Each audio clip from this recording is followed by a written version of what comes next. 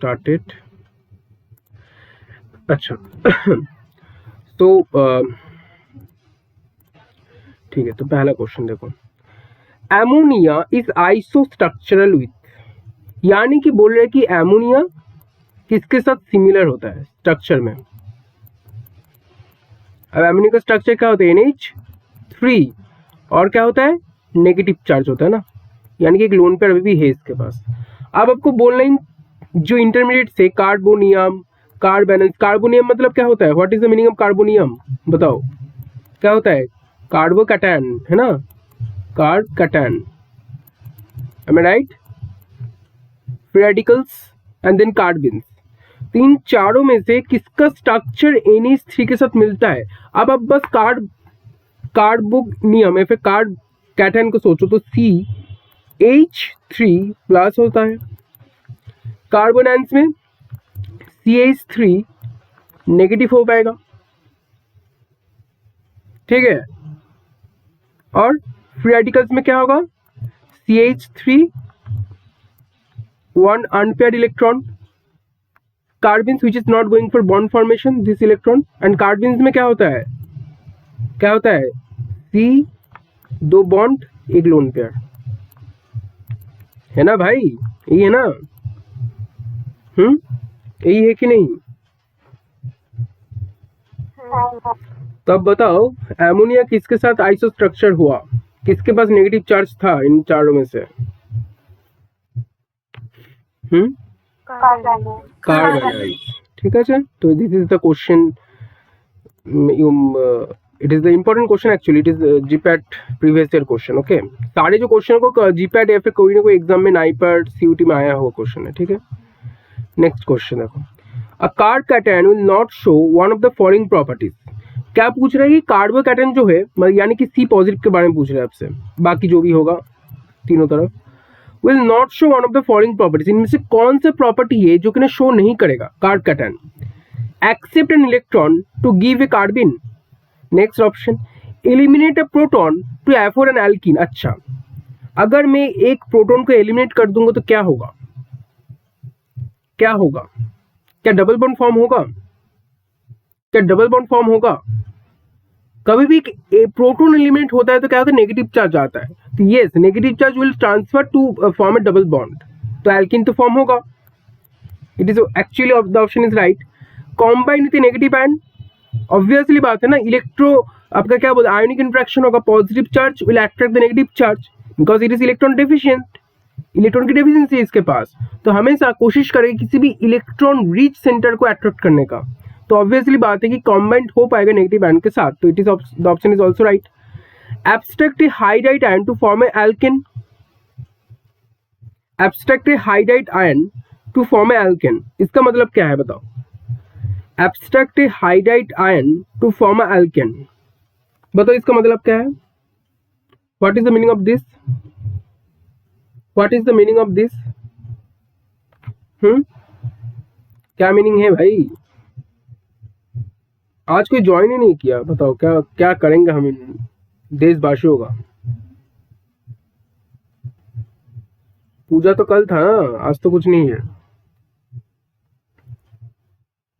बताओ यार क्या क्या होता है, abstract hydride ion to form a alkane, what is the meaning of this sentence.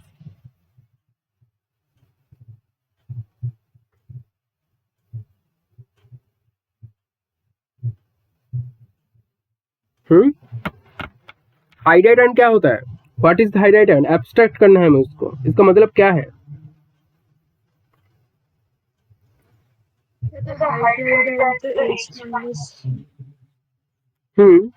H minus मतलब जिसके पास 2 इलेक्ट्रॉन होगा, जो हाइड्रोजन के पास 2 इलेक्ट्रॉन है, इसका मतलब H माइनस में H माइनस, H के ऊपर नेगेटिव चार्ज, नेगेटिव चार्ज मतलब 2 इलेक्ट्रॉन है ना, लोन पेयर है इसका मतलब, है कि नहीं बताओ।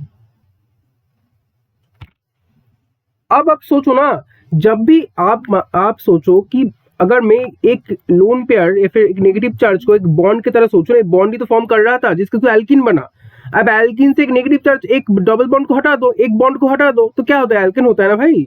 अगर डबल बॉन्ड से मैं एक बॉन्ड को ले लिया तो क्या होगा, एल्किन फॉर्म होगा, है कि नहीं बताओ, बोलो भाई, ठीक है, तो ये वाला ऑप्शन भी करेक्ट है। अब आप इस ऑप्शन पे आओ, व्हाट इज कार्बिन? कार्बिन के पास क्या होता है? दो बॉन्ड पेयर, एक लोन पेयर, यही तो है कार्बिन। और अगर कार्बोकैटायन को हम अगर एक इलेक्ट्रॉन देंगे तो क्या होगा? फ्री रेडिकल्स का फॉर्मेशन होगा, ना कि कार्बिन फॉर्म होगा। तो दिस ऑप्शन इज इनकरेक्ट। ठीक है, क्लियर हुआ? क्लियर हुआ? बताओ। हाँ, क्लियर हुआ? ठीक है।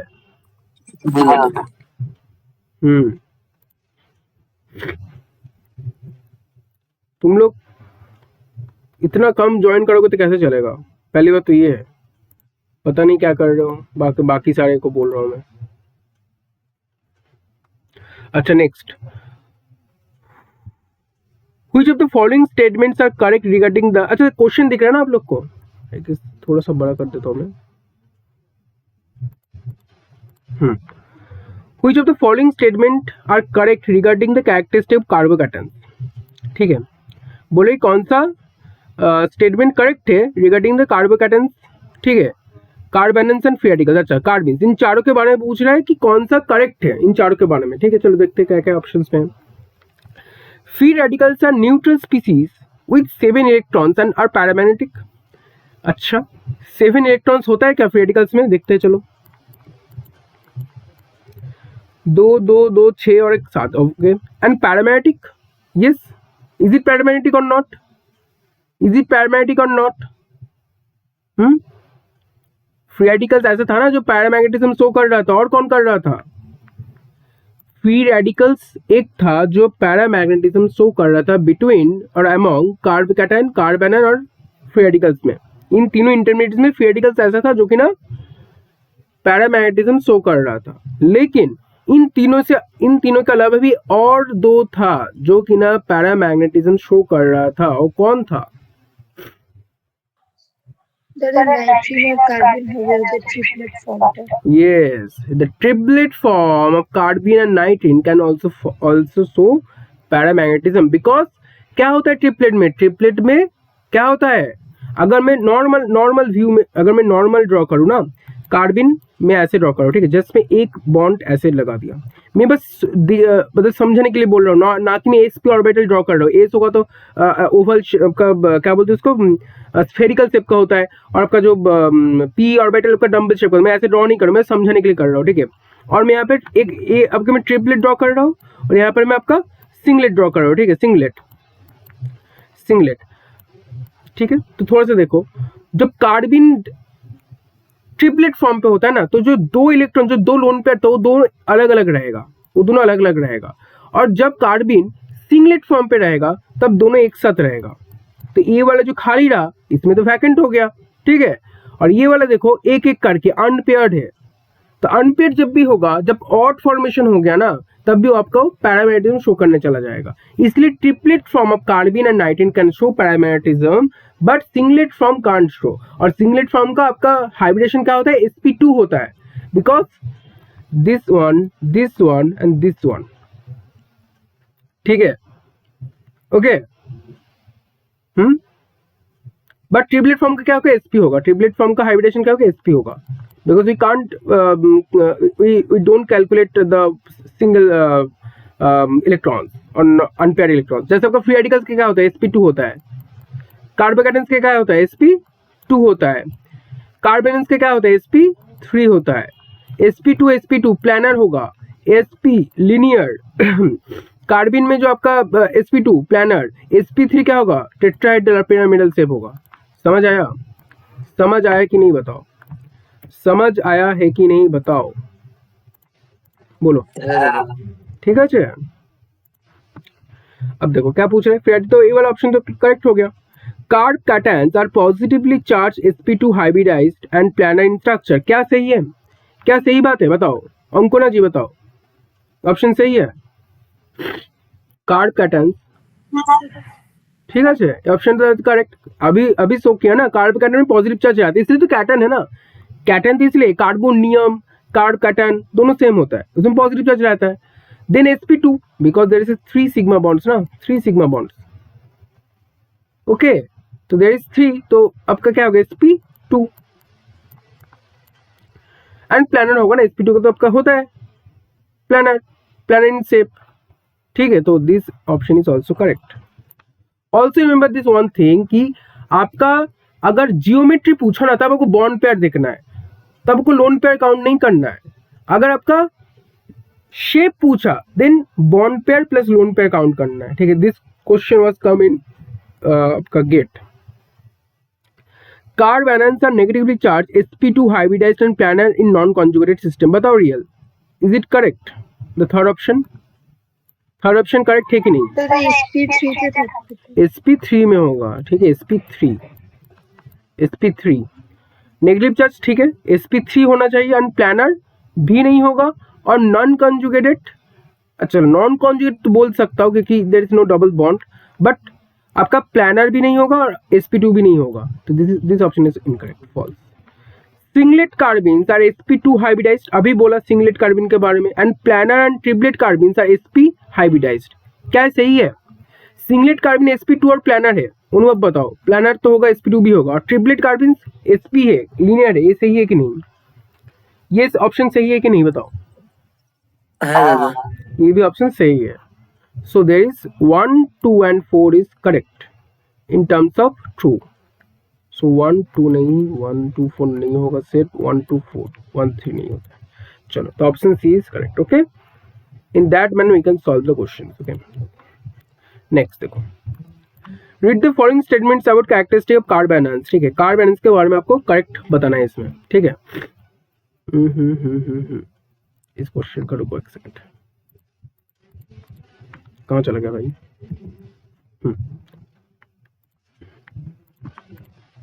दे आर न्यूक्लियोफाइल्स, अच्छा, कार्ब एनायंस के बारे में पूछ रहे हैं ना, सी नेगेटिव होगा, न्यूक्लियोफाइल्स होगा क्या? न्यूक्लियोफाइल्स है, बताओ, is it nucleophiles? Okay, yes. अच्छा चलो, मेरा first question, what is nucleophile and what is electrophile? What is nucleophiles and what is electrophiles? Ankona बताओ, रुको तुम रुको, अंकोना तुम बताओ। স্যার ইলেকট্রোফাইল সেই স্পিসিস গুলো যেগুলোর মধ্যে ইলেকট্রন কমতি থাকে, মানে যারা ইলেকট্রন চায়। আর নিউক্লিওফাইল হচ্ছে পজিটিভ সেন্টার, মানে যেটা নিউক্লিয়াস লাভিং হয়। No nucleophile negative centre, sorry negative centre. It's mean that nucleophiles is electron rich center, it will give the electrons, and electrophile is electron deficient center or positive center, it will attract the electron towards it, ठीक है।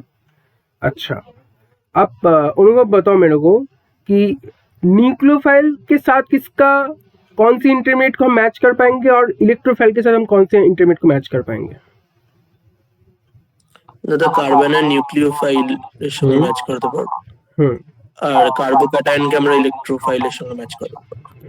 This very important, ठीक है। तो अगर कभी भी carbocation के characteristic पूछा ना, तो आप लोग हमेशा इलेक्ट्रोफाइल के कैरेक्टरिस्टिक की तरफ चला जाएंगे।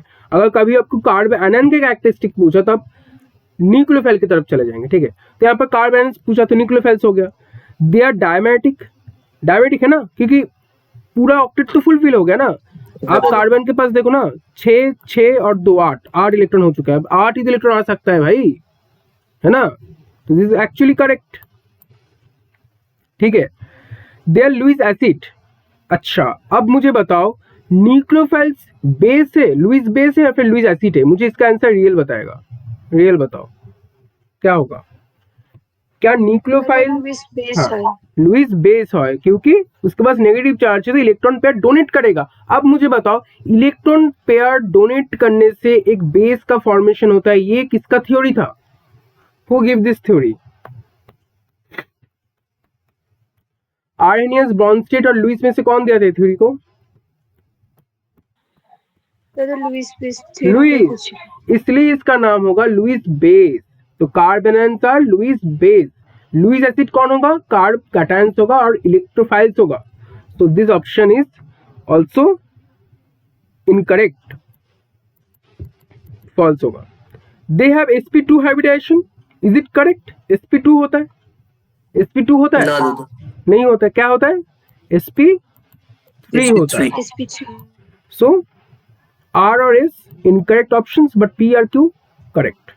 तो पी क्यू आर नहीं, 3 तो नहीं होगा, 3 तो नहीं होगा, P Q R correct, R R S false. ठीक है, क्लियर हुआ ये वाला क्वेश्चन? ये क्वेश्चन क्लियर हुआ? ये क्वेश्चन क्लियर हुआ?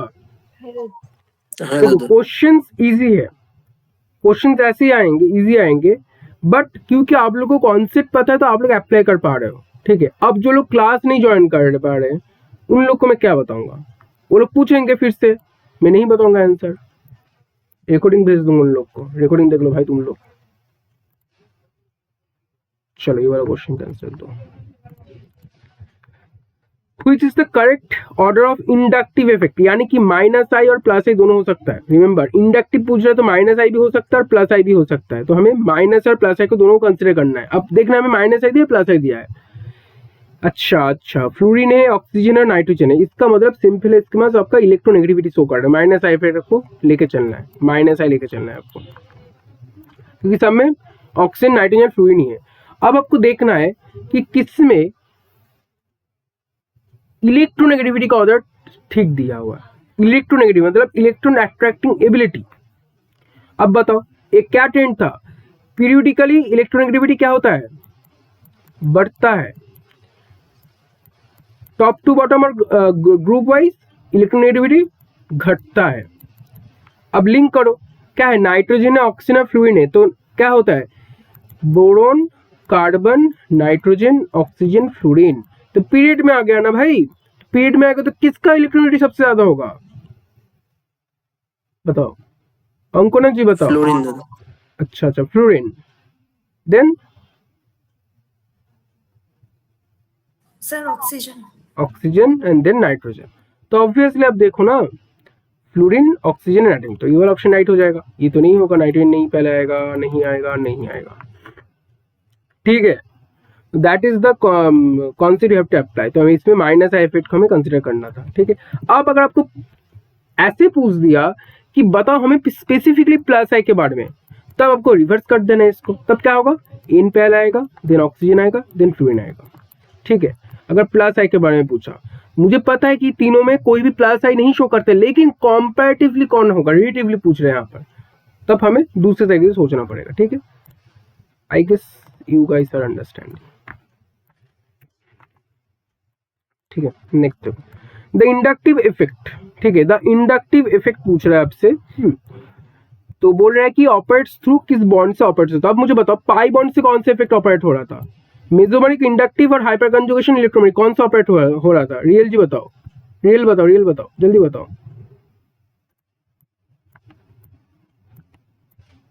बताइए जी। हाँ, पाई से कौन सा इफेक्ट ऑपरेट हो रहा था? Mesomeric effect, inductive effect, hyper conjugation और इलेक्ट्रोमेरिक इफेक्ट। सोचो, अपने आंख बंद करो, फिर सोचो। मैंने क्या बोला था कि हाइपर कंजुगेशन आपको जब भी बोलेगा तो आपको अल्फा हाइड्रोजन के बारे में याद आना चाहिए। अल्फा हाइड्रोजन, तो किस बॉन्ड से अटैच था अल्फा हाइड्रोजन? सोचो ना, कार्बन है, कार्बन के पास जो हाइड्रोजन एसिड होता है उसको हम अल्फा हाइड्रोजन बोलते हैं। अब मुझे अंको ना बताओ, अंको ना जी बताइए कि कार्बन और हाइड्रोजन के बीच में कौन सा बॉन्ड रहता है, सिंगल और डबल? सिंगल। तो ऑब्वियसली बात है कि सिग्मा बॉन्ड से आपका हाइपर कंजुगेशन पे ऑपरेट होता था अल्फा हाइड्रोजन। अब क्या करते हैं, हाइपर कंजुगेशन से कार्बोकैटायन, डबल बॉन्ड, इस टाइप के जो आपका स्ट्रक्चर से इसका हम क्या करते थे, स्टेबिलिटी को चेक करते थे। इसका काम था हाइपर कंजुगेशन का। इलेक्ट्रोमेरिक क्या था, नॉन परमानेंट इफेक्ट, और आपका टेम्पोररी इफेक्ट बोलते हैं हम इसको। उसमें क्या कर रहे थे हम लोग, एक होते प्लस ई, एक होते माइनस ई। प्लस ई क्या था, जब अटैकिंग रीजेंट आपका जो जहां से मैं क्या बोल रहा था, मान के C double bond O minus है, सी डबल बॉन्ड ओ है, तब जब ओ के पास नेगेटिव चार्ज, सी के पास पॉजिटिव चार्ज आए, तो अटैकिंग रीजन जहां अटैक कर रहा है, जहां से इलेक्ट्रॉन शिफ्ट हुआ था, तो क्या होगा वहां पर प्लस ई। अगर अटैकिंग रीजेंट अगर अटैकिंग एजेंट ऐसे जगह में अटैक किया जहां से इलेक्ट्रॉन गया है, यानी कि वहां से इलेक्ट्रॉन शिफ्ट है, पॉजिटिव चार्ज उसमें आ चुका है, तो आप वहां पर अगर अटैक करेगा तो प्लस ही। अगर अटैकिंग एजेंट जहां पर इलेक्ट्रॉन, मतलब क्या बोल रहा हूँ, electron I guess plus electromagnetic और माइनस ई इलेक्ट्रोमैग्नेटिक था ना, तो अटैकिंग एजेंट अगर जहां पर इलेक्ट्रॉन शिफ्ट हो चुका है, नेगेटिव चार्ज जहां पे आ चुका है, अगर वहां पर अटैक करेगा तो that is a minus effect. I guess I am telling right, am I right? एक सेकंड मुझे देखने दो, मैं तो यही, मुझे इतने आता रहते यही था। एक सेकंड,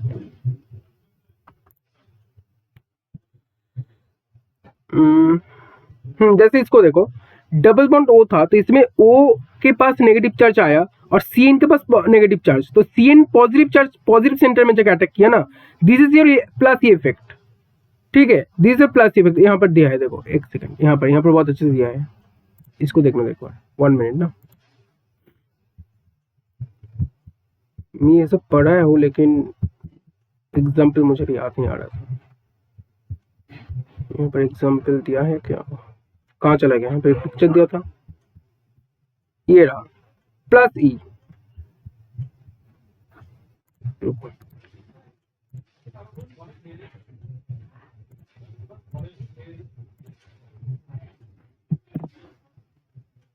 अब देखो प्लस ई इफेक्ट, ठीक है, क्या हो रहा है यहाँ पर, अगर मैं डबल बॉन्ड, अगर मैं ई वाला डबल बॉन्ड के यहाँ पे शिफ्ट कर दिया ना, तो नेगेटिव चार्ज यहाँ पे आएगा और पॉजिटिव चार्ज यहाँ पे आएगा। अब नेगेटिव चार्ज में जगह जब पॉजिटिव चार्ज अटैक करेगा ना, इसका मतलब जहाँ पे इलेक्ट्रॉन शिफ्ट हुआ था अगर वही सेंटर पे जगह अटैक किया था, इसे प्लस इफेक्ट, और अगर पॉजिटिव चार्ज पे जाकर नेगेटिव चार्ज अटैक करेगा, this is your minus effect, right, ये वाला होगा, मैं उल्टा बता दिया था। प्लस ही होगा जब पॉजिटिव चार्ज नेगेटिव चार्ज में जाकर अटैक करेगा, ठीक है, तब आपका प्लस ही इफेक्ट। अगर positive negative charge positive centre में जाकर अटैक कर रहा है, देन इज माइनस इफेक्ट। यानी कि आप ऐसे मान के चल सकते हैं कि प्लस ई के केस में क्या होगा, जहां पर इलेक्ट्रॉन शिफ्ट हुआ था अगर वहां पर जगह अटैकिंग रीजन अटैक कर रहा है, क्योंकि यहाँ पे अटैकिंग रीजन क्या है, प्लस एच है, अगर ये वाला चुपचाप जाके जहां पे इलेक्ट्रॉन शिफ्ट होता यानी कि नेगेटिव सेंटर पे अटैक किया, दिस इज प्लस इफेक्ट। और अगर अटैकिंग रीजन जहां से इलेक्ट्रॉन शिफ्ट हुआ था वहां पर जगह अटैक कर रहा है यानी कि पॉजिटिव सेंटर पे जगह अटैक कर रहा है, this your minus E effect. ठीक है, क्लियर हुआ? Clear? Hello, is it clear everybody? अब ठीक है, अब ठीक है ना? देखो यहाँ पर भी सेम है, पॉजिटिव इलेक्ट्रोमैग्नेटिक। चलो ये वाला मैं हटा देता हूँ, ये वाला कहाँ पर गया, इसको मैं हटा देता हूँ, उसके बदले में ये वाला मैं रखता हूँ। It is actually a paper article, it is more prominent example, इसको मैं यहाँ पर पेस्ट कर देता हूँ। ठीक है, इसको आप लोग देख सकते हो। ठीक है, देखो पॉजिटिव मतलब प्लस ही, जहां पर अटैकिंग रीजन, ये वाला आपका अटैकिंग रीजन है, ये अटैकिंग रीजन जब आपका जिस साइड में इलेक्ट्रॉन शिफ्ट होता है अगर वहां पर जगह अटैक करेगा, this is your plus effect. अगर अटैकिंग रीजन जहां से इलेक्ट्रॉन शिफ्ट होता है वहां पर जगह अटैक करेगा, this is your minus effect. ठीक है, क्लियर हुआ? आई गेस सब क्लियर है। ठीक है, अच्छा, अब मुझे आपका क्या था, पाई बॉन्ड से कौन सा ऑपरेट होता है, मेसोमेरिक इफेक्ट, रेजोनेंस। जितना double bond single bond double bond, double bond single bond negative charge, double bond single bond positive charge, इसमें रेजोनेंस हो सकता है। तो शिफ्टिंग ऑफ इलेक्ट्रॉन्स और पाई इलेक्ट्रॉन्स को हम क्या बोलते हैं, रेजोनेंस और मेसोमेरिक इफेक्ट बोलते हैं। अच्छा, एक चीज मैं बोलता है, रेजोनेंस और मेसोमेरिक इफेक्ट के बीच में फर्क क्या है, बताओ। What is the difference between resonance and mesomeric effect? बोलो क्या था रेजोनेंस और मेसोमेरिक इफेक्ट के बीच में फर्क? अगर रेजोनेंस होगा तो क्या होगा, सेम होगा, सेम एटम्स के बीच में अगर इलेक्ट्रॉन का डिलोकेशन चल रहा है, दिस इज रेजोनेंस। और मेसोमेरिक क्या था, मेसोमेरिक क्या था, ये तो मैंने बोला था ना अच्छे से, बोलो मेसोमेरिक क्या था? যদি ইলেকট্রন ডোনেটিং বা উইথড্র করবে মানে অন্য কন্ট্রিবিউট সিস্টেম এসে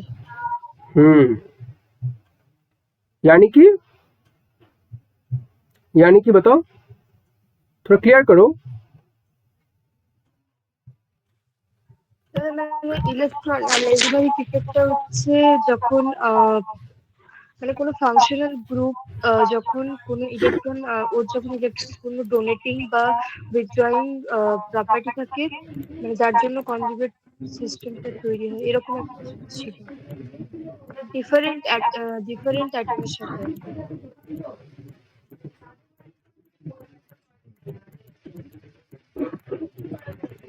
इसमें होगा रेजोनेंस, इसमें होगा मेसोमेरिक इफेक्ट। यानी कि अगर कंजुगेशन चल रहा है with in the molecule it is your resonance, अगर कंजुगेशन चल रहा है एक्सटर्नल एनवायरनमेंट के बीच में भी this is your mesomeric effect.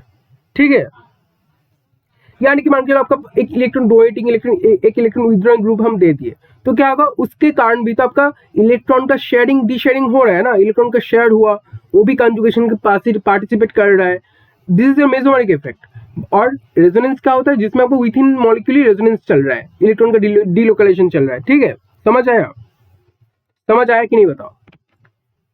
समझ आया है कि नहीं बताओ? ठीक है, है दादा।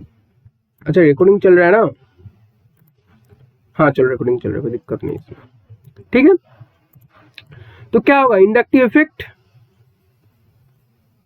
क्या है? हाँ इंडक्टिव इफेक्ट क्या था? ये तो ये ऑप्शन तो हो गया ना। अच्छा ये वाला होगा ना। हाँ क्या होगा इंडक्टिव इफेक्ट? इंडक्टिव इफेक्ट में कभी भी डबल बॉन्ड नहीं आता है, तो हमेशा सिंगल बॉन्ड से ऑपरेट होता है, सिग्मा बॉन्ड से ऑपरेट होगा इंडक्टिव इफेक्ट। ठीक है, इंडक्टिव इफेक्ट क्या था? डिस्टेंस डिपेंडेंट था इंडिपेंडेंट था? क्या था इंडक्टिव इफेक्ट? डिस्टेंस डिपेंडेंट था इंडिपेंडेंट था? डिस्टेंस डिपेंडेंट, यानी कि जितना डिस्टेंस बढ़ेगा उतना इंडक्टिव इफेक्ट क्या होगा? अंकुर जी बताओ क्या होगा? जितना डिस्टेंस बढ़ेगा इंडक्टिव इफेक्ट क्या होगा? Sir inversely proportional. Yes inversely proportional, यानी कि जितना डिस्टेंस बढ़ेगा इंडक्टिव इफेक्ट उतना घटेगा। इसलिए after a certain distance we don't calculate inductive effect. ठीक है, कार्बन का चेन जितना बड़ा होगा आपके इंडक्टिव इफेक्ट का इफेक्ट जो होगा ना, इफेक्ट ऑफ इंडक्टिविटी वो घट जाएगा। ठीक है, so you must remember this thing also. और इंडक्टिव इफेक्ट को हम लोग किससे रिप्रेजेंट करते हैं? माइनस आई प्लस आई तो छोड़ो, डिस्टेंस जब देखो डेल पार्शियल चार्ज सेपरेशन हो रहा है ना, पार्शियल चार्ज सेपरेशन जितना दूर जा रहा है तो डेल का अमाउंट बढ़ रहा है, डेल डेल तीन स्ट्रक्चर डिपेंड पे ट्रिपल डेल हो जाता है, ऐसे होता है। ठीक है, remember that. Okay, next question. अच्छा नेक्स्ट क्वेश्चन यहाँ पर है। ठीक है, अब देखो ये वाला क्वेश्चन बताओ मेरे को क्या होगा।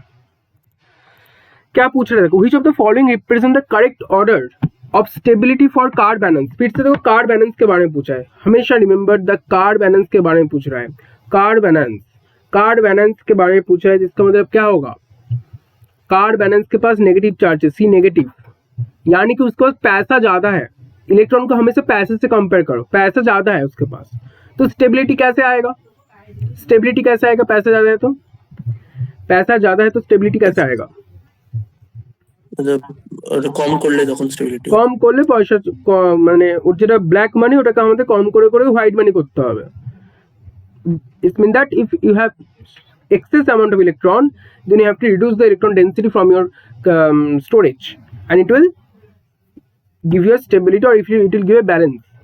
अब देखो हमेशा कार्बन आयन हो कुछ भी हो, resonance is the highest priority in every structure.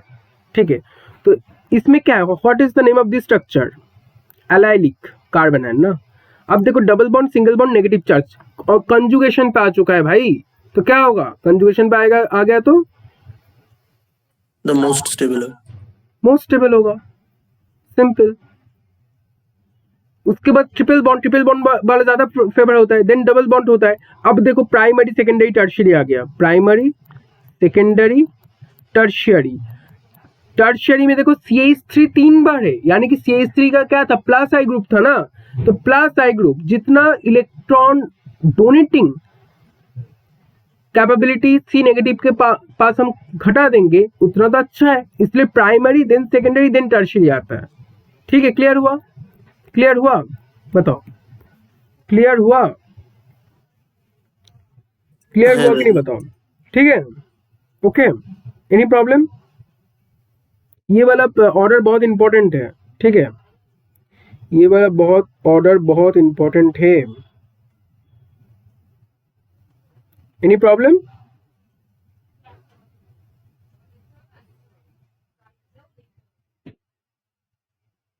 ठीक है, अरे बोलो भाई। है दादा। ठीक है, नेक्स्ट क्वेश्चन देखो। Triplet carbene is more stable than singlet carbene. Triplet carbene बोल रहा है ज्यादा स्टेबल है देन सिंगलेट कार्बिन से। अच्छा, ट्रिपलेट कार्बिन ज्यादा स्टेबल है सिंगलेट कार्बिन से। In triplet carbene, the two unpaired electrons occupy separate orbitals, reducing repulsion. Actually, this is correct. Actually, this is correct. अब जब दो इलेक्ट्रॉन एक ही ऑर्बिटल में आ जाएगा तो क्या होगा, उसमें रिपल्शन हो जाएगा, and this repulsion will cause destabilization. So, if there is a single electron occupied to different orbitals, it will actually increase the stability in carbene or in nitrogen. ठीक है, तो both assertion and reason are correct and the reason is the correct explanation of assertion. ठीक है, clear हुआ? Clear हुआ? Clear हुआ? ठीक है.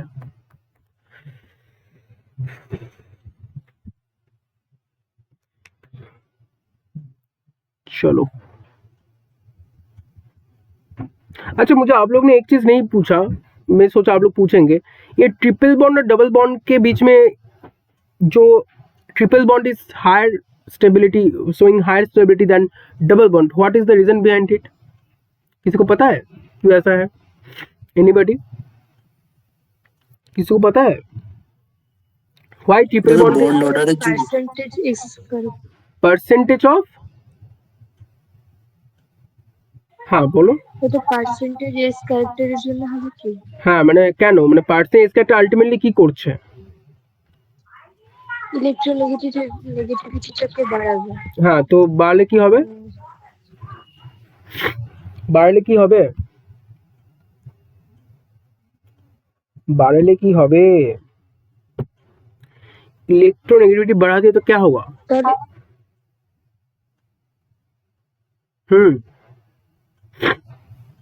अच्छा, इसका मतलब ये वाला डाउट आपको क्लियर नहीं था. अच्छा मुझे आंसर दो. ইলেকট্রন ডেনসিটিটা ইয়ে হবে, বাড়বে। বাড়বে? ইলেকট্রন ডেনসিটি বাড়বে? আমাদের তো ইলেকট্রন ডেনসিটি কমাতে হবে. Percentage of S character is directly proportional with electronegativity. अब ठीक है, तो एसपी में क्या था? ट्रिपल बॉन्ड में एसपी था, तो एसपी में परसेंट ऑफ एस कैरेक्टर कितना था? 50%. और sp2 में कितना था? कितना था बताओ? 33.33%. हाँ, अब जितना परसेंटेज ऑफ एस कैरेक्टर बढ़ेगा उतना इलेक्ट्रोनेगेटिविटी बढ़ेगा. Simple logic. अब क्या होगा कि अगर हम इलेक्ट्रोनेगेटिविटी बढ़ा रहा है तो इलेक्ट्रॉन जो डेंसिटी ज्यादा था कार्बन के ऊपर, उससे इलेक्ट्रॉन का डेंसिटी घट रहा है. तो क्या होगा, आपका ब्लैक मनी जो था वो धीरे धीरे कम हो रहा है, या फिर एक्सेस अमाउंट ऑफ इलेक्ट्रॉन धीरे धीरे रिड्यूस हो रहा है. तो क्या होगा, इसलिए triple bond is higher in terms of stability than double bond for carbon and stability. ठीक है, क्लियर हुआ? क्लियर हुआ? क्लियर हुआ? बोलिए जी, क्लियर हुआ ना? Benzyl carbocation is more stable than allyl carbocation. Okay, बोल रहे हैं कि बेंजाइल कार्ब कैटन ज्यादा स्टेबल है देन एलाइल कार्ब कैटन. ठीक है, चलो मान लिया. रीजन पढ़ो. Benzyl carbocation has more resonance structure. क्या सही है? क्या सही है? एलाइल कार्ब कैटन में double bond, single bond, positive charge आ गया. बेंजाइल में क्या होता है? बेंजाइल में एक पूरा बेंजीन का स्ट्रक्चर होगा. देन क्या होगा? देन क्या होगा बताओ? मान लिया ऐसा है स्ट्रक्चर, तो positive single bond, double bond, single bond, double bond, single bond, double bond, single bond, यानी कि कंजुगेशन, बहुत अच्छे कंजुगेशन मिल रहे हैं. तो ज्यादा रेजोनेटिंग स्ट्रक्चर मिलेगा हमें, है कि नहीं बताओ? है कि नहीं बताओ? मिलेगा ना भाई? तो क्या होगा, ज्यादा रेजोनेटिंग स्ट्रक्चर यानी कि ज्यादा स्टेबिलिटी. इसलिए benzyl carbocation has more stability than allyl carbocation. Allyl को एक ही रेजोनेटिंग स्ट्रक्चर मिलेगा ना. एक बार पॉजिटिव चार्ज यहाँ पे आ जाएगा तो यहाँ पर then single bond, then double bond, ये वाला डबल बॉन्ड यहाँ पे शिफ्ट हो जाएगा. तो एक ही स्ट्रक्चर मिल रहा था हमें. In case of allyl carbocation, जबकि बेंजल कार्बोकैटायन में ज्यादा रेजोनेंस स्ट्रक्चर है, तो obviously both assertion reason are true and reason is the explanation of assertion. ठीक है, क्लियर हुआ? क्लियर हुआ? क्लियर हुआ? बोलो भाई, क्लियर हुआ कि नहीं? हाँ दादा। अब बताओ, which group shows the strongest minus I effect? Chlorine है, NO2 है, COOH है, OH है। बताओ, सारे इनमें से तो एक आपका, चलो ये भी तो माइनस आई है, सारे माइनस आई है, तो लेकिन which is highest, which is strongest? इसका आंसर मुझे देगा अंकोना जी। बताओ क्या होगा इसका आंसर, कैसे कैसे एक्सप्लेन करोगे इस आंसर को? व्हिच इज हाईएस्ट और स्ट्रॉन्गेस्ट माइनस आई इफेक्टिंग शोइंग ग्रुप? बोलो। স্যার NO2 হবে। NO2 হবে, বাট হোয়াই? স্যার প্রায়োরিটি অর্ডারে তো NO2 আগে ছিল, তারপরে আপনার ছিল হচ্ছে হ্যালোজেন্স গ্রুপটা, দেন COOH। আচ্ছা, প্রথমে NO2 দেন NO2 তারপরে হ্যালোজেন্স গ্রুপ, তারপরে COOH, then OH। Good, very good, ठीक है, राइट। और एक रीजन हो सकता है, that is a good reason, priority order को फॉलो करने में, बट और एक रीजन क्या हो सकता है, बिकॉज NO2 के पास N डबल बॉन्ड तो, अरे कहाँ चला गया, मतलब बेसिकली क्या होता है, दो ऑक्सीजन है। अब दो ऑक्सीजन भी आपका माइनस इफेक्ट शो कर रहा है, और उसके साथ आपका एन भी तो माइनस इफेक्ट शो करेगा, तो ये दोनों का मिलके जो माइनस इफेक्ट का जो स्टॉइचियोमेट्रिक प्रोपोर्शन है वो बढ़ जाता है। That's why NO2 is the highest और strongest minus I effect showing group. Okay, clear हुआ? क्लियर हुआ ना? जबकि C डबल बॉन्ड OH में क्या है, दो ऑक्सीजन बस आपका कर पाएगा, लेकिन कार्बन तो नहीं कर पाएगा। OH में बस एक ही ऑक्सीजन है, इसमें तो क्लोरीन है जिसके पास माइनस इफेक्ट है, माइनस एम नहीं है, प्लस एम है, क्योंकि इसमें लोन पेयर है ना, एक लोन पेयर है ना इसके पास, है ना भाई, एक लोन पेयर, है दादा। तो इसलिए नहीं कर पाता है। लेकिन प्लस एम भी तो है इसके पास, नेग्लिजिबल है, बट है ना। तो NO2 के पास तो पूरा ही माइनस एम है, इसके पास तो माइनस एम ही है। Ankona actually saying this is minus M, ठीक है। That's NO2 is high stability because it priority is highest in terms of minus I और इलेक्ट्रोनेगेटिविटी, ठीक है। So this is option is right. Okay, next देखो দাদা हाँ बोलो। দাদা একটা ডাউট ছিল। প্লিজ। দাদা তাহলে আগে যে কোশ্চেনটা ছিল ইন্ডাকটিভ ইফেক্ট, সেখানে কেন হ্যালোজেনটা আগে এলো? কোথায় আগে একটা কোশ্চেন ছিল ইন্ডাকটিভ। अच्छा, फ्लूरीन, ऑक्सीजन, नाइट्रोजन, वो तो पीरियड में आ गया ना, पीरियड। समझ आया मैं क्या बोल रहा हूँ? देखो, ड्रॉ करो आप। Hello, I am audible properly? यहाँ पे कार्बन है BCNO ऐसे है, ठीक है। देन आपका क्लोरीन, मतलब फ्लोरीन, और इसके नीचे आपका क्लोरीन, ऐसे आपका कुछ है। इसमें में ऑक्सीजन, पहले कार्बन है, इसको ट्राई करना है, then oxygen, then nitrogen and then chlorine, ऐसे होगा। तो हमें इस ऑर्डर को चेक करना है। अब इस ऑर्डर में जाएंगे तो O सबसे पहले आना चाहिए, क्योंकि OH है।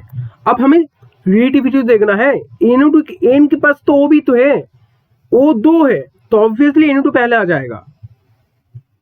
समझ आ रहा है मैं क्या बोल रहा हूँ? समझ आ रहा है कि नहीं बताओ? দাদা বুঝতে পারলাম। তাহলে আগের ওই কোশ্চেনটাতে এগুলোকে কনসিডার করিনি কেন? हाँ, আগের কোশ্চেনে তো, আচ্ছা চলো আগের কোশ্চেনে চলো। এই কোশ্চেনটা तो হ্যাঁ হ্যাঁ। तो इसमें क्या था, इसमें फ्लोरीन था, OR था, और क्या था, NH2 था, सिंपल। तो इसमें H2 का कोई कंट्रीब्यूशन नहीं है, इसमें R का भी कंट्रीब्यूशन नहीं है, सिर्फ हमें F, ऑक्सीजन और नाइट्रोजन को चेक करना है। तो इसमें क्या होगा, हमें पीरियड को चेक करना है, इसका मतलब तो पहले F आएगा, देन आपका O आएगा, देन आपका N आएगा।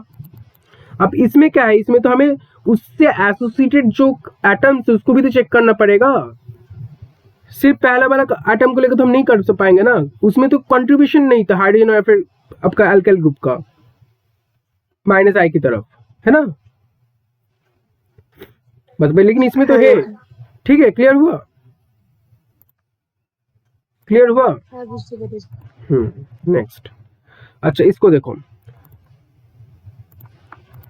The most stable carb anion among the following, बताओ इनमें से कौन सा मोस्ट स्टेबल कार्ब एनायन है।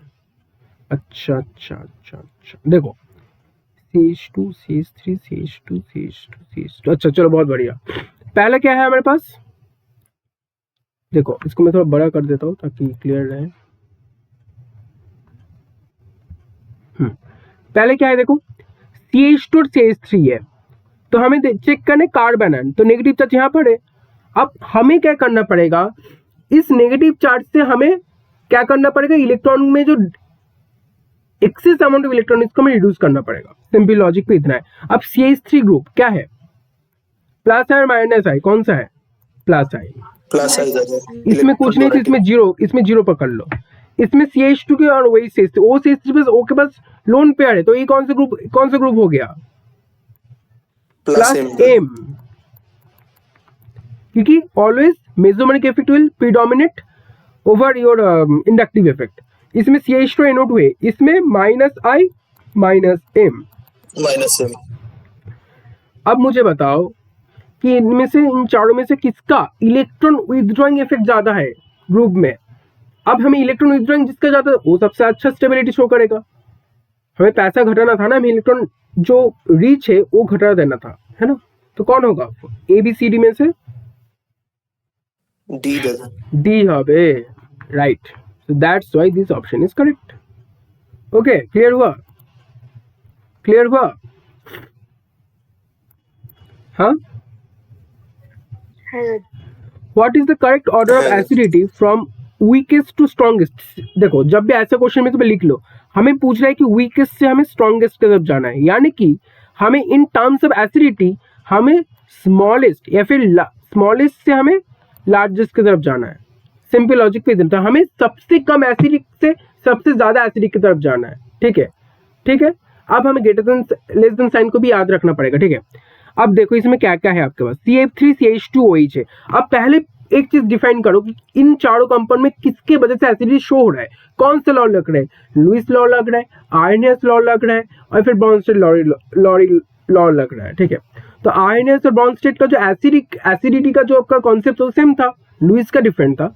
इनमें देखो सब में H है, यानी कि H जो होगा, प्रोटॉन अगर एब्स्ट्रैक्ट होगा तो आपका नेगेटिव चार्ज आएगा, तो प्रोटॉन जाएगा एक्वस सॉल्वेंट में या फिर एक्वस सॉल्यूशन में, तभी आपका एसिडिटी शो होगा, ठीक है। ब्रॉन्स्टेड लॉ लग गया, ठीक है। इसमें तो क्या होगा, H चला जाएगा, इनमें सब में से H भगा दो, H यहाँ पे नेगेटिव चार्ज आएगा। जब इसको मैं बड़ा कर देता हूँ थोड़ा, ठीक है। अगर मैं यहाँ से H को घटाऊंगा तो इसमें O के ऊपर नेगेटिव चार्ज, इसमें O के ऊपर नेगेटिव चार्ज, इसमें O के ऊपर नेगेटिव चार्ज आएगा, इसमें O के ऊपर नेगेटिव चार्ज आएगा। इसका मतलब हमें बेसिकली ये कार्ब एनायन का एक कॉन्फर्मेशन बन गया, कार्ब एनायन का आइसो स्ट्रक्चर बन गया, ठीक है। अब हमें चेक करनी कार्ब एनायन कैसे स्टेबल होता है, यानी कि जो कंजुगेट बेस बना आपके पास, अगर उस बेस में जो एक्सेस अमाउंट ऑफ इलेक्ट्रॉन से जितना घटेगा उतना आपका स्टेबिलिटी बढ़ेगा, पर्टिकुलर कंजुगेट बेस का। कंजुगेट बेस का स्टेबिलिटी जितना बढ़ा, एसिडिक का स्टेबिलिटी उतना बढ़ जाएगा, जितना ज्यादा स्टेबिलिटी उतना अच्छा एसिड, ठीक है। तो हमें चेक करने कि इन सब में से कौन सबसे ज्यादा स्टेबल है, बताओ कौन होगा,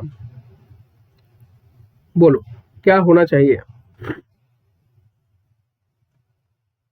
देखो पहले आप 1 से चलो, 1 पहली बात एक एलिफेटिक चेन है, CF3 है, ट्राइफ्लोरोमिथाइल है, लेकिन तो यानी कि थोड़ा सा तो घटाएगा, इसका जो स्टेबिलिटी है थोड़ा सा बढ़ाएगा, लेकिन नॉट हायर देन 2 और 3। 2 में क्या है देखो, negative charge, single bond, double bond, single bond, double bond, single bond, double bond, single bond, double bond, single bond. एक बहुत अच्छा आपका कंजुगेशन बन रहा है। ऊपर से इसके पास जो नेगेटिव चार्ज तो O के वजह से भी तो घट रहा है ना, O भी तो आपका -I शो करेगा। C डबल बॉन्ड 2 सेंटर है ना, तो C डबल बॉन्ड 2 सेंटर में क्या होगा, O ऑलरेडी आपका यहाँ से इलेक्ट्रॉन ले लेगा, तो पॉजिटिव सेंटर बन जाएगा C, तो पॉजिटिव सेंटर ऑलरेडी इसके पास जो नेगेटिव चार्ज तो घटा देगा, तो this will be the greatest. तो 2 सबसे पहला आएगा। 2 के बाद देखो 3 और 4 में से कोई कारण है तो 3 आएगा ना, क्योंकि 4 के पास जो नेगेटिव चार्ज है उसमें CH2 है ना, तो CH2 तो already plus I group show कर रहा है, प्लस आई इलेक्ट्रॉन डोनेशन कर रहा है, थोड़ा सा घट रहा है रेजोनेंस की वजह से, लेकिन थोड़ा सा बढ़ा भी तो रहा है, तो ऑब्वियसली बात है कि 4 आपके बीच में आने वाला है। 4 के बाद 4 लास्ट में आएगा, क्योंकि 4 तो एकदम ही अनस्टेबल कर रहा है चीज को, उसके पहले 1 आ जाएगा, उसके पहले आपको 1 आएगा। और इसके बीच में आपका थर्ड आएगा, क्यों अब मत बता रहा हूँ। देखो थर्ड में जब O नेगेटिव आए तो negative single bond double bond single bond double bond single bond double bond single bond, एक कंजुगेशन बन गया। तो ऑब्वियसली नेगेटिव चार्ज उसके बाद जो था वो इलेक्ट्रॉन शेयर करने स्टार्ट कर देगा और रिंग के रेजोनेंस में पार्टिसिपेट करेगा। इसलिए 2 के बाद 3, 3 के बाद 1, 1 के बाद 4, 4 में तो कुछ नहीं होने वाला। 4 के पास तो CH2 आ गया बीच में। अब CH2 तो डोनेशन कर रहे हैं ना इलेक्ट्रॉन। क्लियर हुआ? क्लियर हुआ कि नहीं बताओ? क्लियर हुआ है कि नहीं बताओ? ठीक है, इसलिए देखो इसमें 2 है, देन 3 है, देन 4 नहीं, 4 तो लास्ट में आने वाला है। 2 है, 1 नहीं, 3 आएगा उसके बाद। 2 है, 3 है, 1 है, 4 है। Yes, this option is correct. 4 पहले नहीं आएगा, ठीक है, 4 नहीं आएगा पहले। अब इनमें से बहुत लोग सोचेंगे कि इसका मतलब जो ये वाला शाइन है तो ऐसे होना चाहिए, क्योंकि हम ऐसे एरो में चल रहे हैं ना। अरे भाई एरो देखो, अब हम ऐसे भी तो लिख सकते हैं स्मॉल से लार्ज, या फिर स्मॉल से लार्ज, ऐसे भी तो लिख सकते हैं भाई। यहाँ पे स्मॉल से लार्ज इस तरफ से जा रहे हैं, इस तरफ से जा रहे हैं ना arrow. Greater than less than sign को हमेशा प्रायोरिटी में देना, क्योंकि it is actually signifying that what is the actual meaning of this sentence.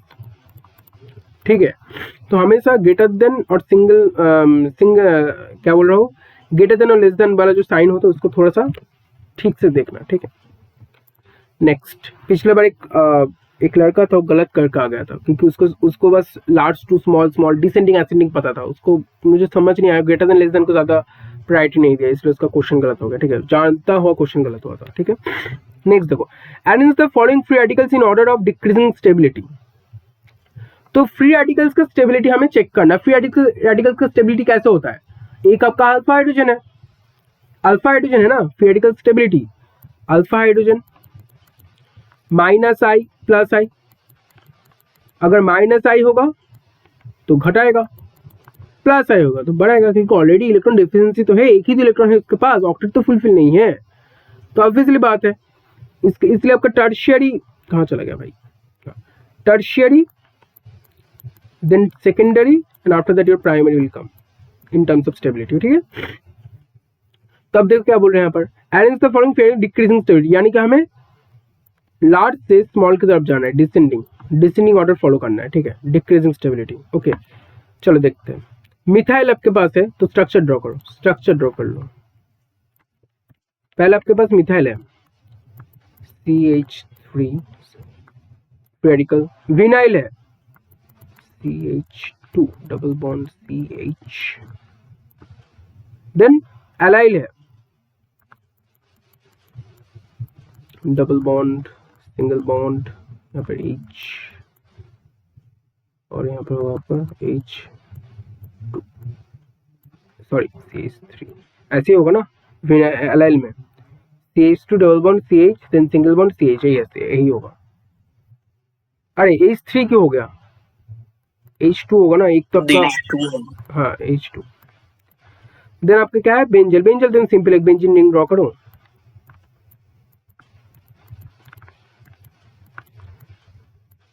अब मुझे बताओ कि इनमें से डिक्रीजिंग स्टेबिलिटी, पहली बात तो पहली आपका बेंजल आ जाएगा, पहले आपका बेंजल आ जाएगा सबसे अच्छा स्टेबिलिटी का कैटेगरी में, क्योंकि रेजोनेंस स्टेबिलाईजेशन हो रहा है। देन आपका क्या होगा, देखो अब आप क्या देखोगे, जिसमें कम नंबर ऑफ कार्बन होगा, अच्छा उसके बाद फिर से एलाइल आ जाएगा, एलाइल आ जाएगी, उसमें भी रेजोनेंस आ गया, तो 4 के बाद आपका बेंजल के बाद आपका पहले 4, देन आपका एलाइल आ गया, फिर से रेजोनेंस स्टेबिलिटी आ गया, देन आपका विनाइल आ जाएगा।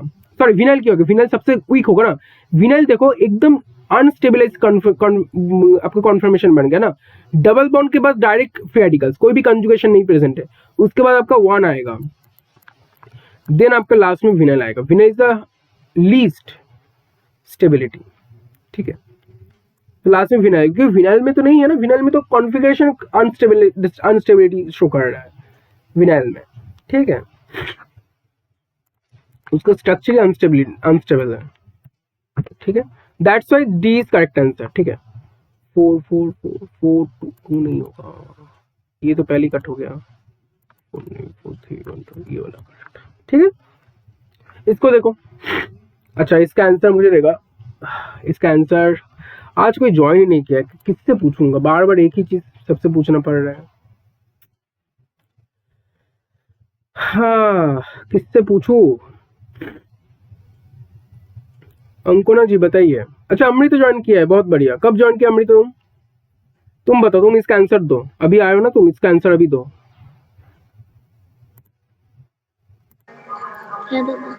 बोलो इसका आंसर क्या होगा? Free radicals carbon cation carbon matching करो।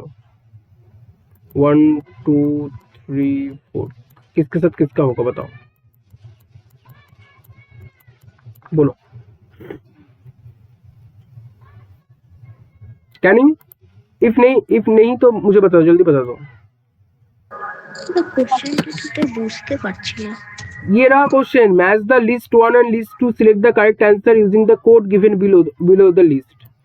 आपको लिस्ट 1 से लिस्ट 2 को मैच करना है, लिस्ट 1 से लिस्ट 2 को मैच करना है बस। हो पाएगा आपसे? नहीं हो पाएगा तो जल्दी बताओ, we can move to other one. नहीं हो पाएगा? नहीं हो पाएगा ना? अंकुना जी बताइए क्या होगा 1 के साथ? सर पी হবে। पी হবে 7 इलेक्ट्रॉन्स प्लानर। अच्छा sp2 होता है, यस प्लानर होगा। एंड देन पैरामैग्नेटिक, तो 1 के साथ पी। बहुत बढ़िया। नेक्स्ट, उसके बाद कार्ब कैटन के साथ क्या होगा? Sir Q. Q, okay yes. 6 paramagnetic diamagnetic क्योंकि 6 है उसमें कोई ऑड नहीं है ना, तो डायमैग्नेटिक तो होता है, ठीक है। कार्बन का बताओ क्या होगा? Sir S. 8 इलेक्ट्रॉन्स पिरामिडल और planar, okay. Planar if we don't count the electrons lone pair, यानी कि प्लानर आपका हो गया जियोमेट्री और पिरामिडल आपका शेप हो जाएगा। शेप के टाइम लोन पेयर को भी काउंट कर लिया ना, इसलिए पूछ रहा था मैं। देन कार्बिन बताओ 4 का क्या होगा? 8। एक कौन से कार्बिन है बताओ? सिंगलेट और ट्रिपलेट में से कौन सा है कार्बिन? कौन सा है सिंगलेट और ट्रिपलेट में से कौन सा है?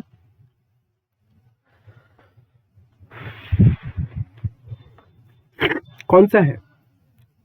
देखो लीनियर है, यानी कि sp स्ट्रक्चर उसके पास, sp हाइब्रिडेशन है, यानी कि उसका 2 ही सिग्मा बॉन्ड बन पा रहा है। और बाकी जो आपका लोन पेयर्स था वो आपका 2 ऑर्बिटल में आपका चला गया। तो दोनों ऑर्बिटल में जब लोन पेयर आपका और इलेक्ट्रॉन्स नॉन बॉन्डेड इलेक्ट्रॉन्स जब आपका दोनों ऑर्बिटल में चला जाएगा तो इसको हम क्या बोलते हैं? और सिंगलेट के टाइम पे क्या हो रहा था जब? कार्बिन सर। हाँ बोलो। सर कार्बिनটা ट्रिपलेट হবে। Yes triplet, right. और सिंगलेट होगा तो क्या होता? प्लानर हो जाता, sp2 हो जाता, ठीक है। और ट्रिपलेट इसलिए तो पैरामैग्नेटिक है ना, ट्रिपलेट इसलिए पैरामैग्नेटिक है, ठीक है।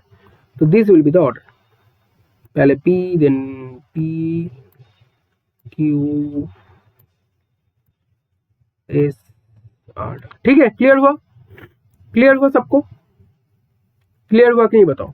क्लियर हुआ ना? क्लियर हुआ? अरे बोलो भाई। है दादा। तुम लोग कभी कभी मतलब ऐसे क्या करते रहते हो? कॉन्फ्लेंस करते हो हमेशा, ऐसे चुप हो जाते हो एकदम, चलो भाई शांत से बैठे रहते हैं, प्रे करते हैं। पूछ रहा हो तो जल्दी बताना पड़ेगा ना, नहीं तो हम आगे कैसे बढ़ेंगे। In the free radical reaction free radicals are formed at, बताओ कहाँ होगा? एक होता है initiation step, then propagation step, then termination step. कहाँ होता है? कहाँ होता है?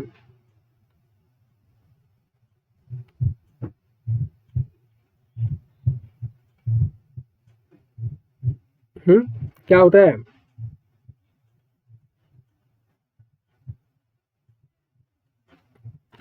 देखो जब Cl2 मान लिया मैंने, Cl2 से Cl दो तो आपका बना radicals, this is your initiation step, ठीक है। अब जब CH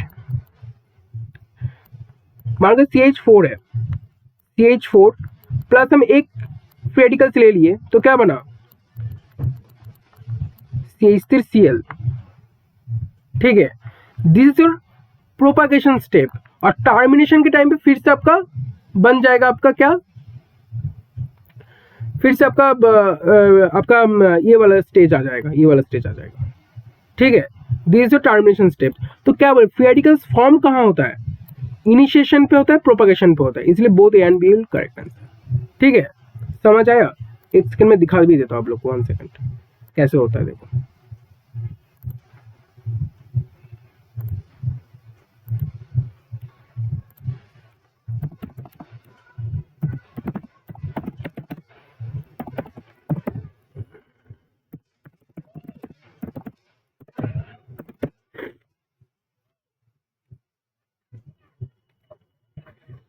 यहाँ पर दिया है क्या कहीं पे?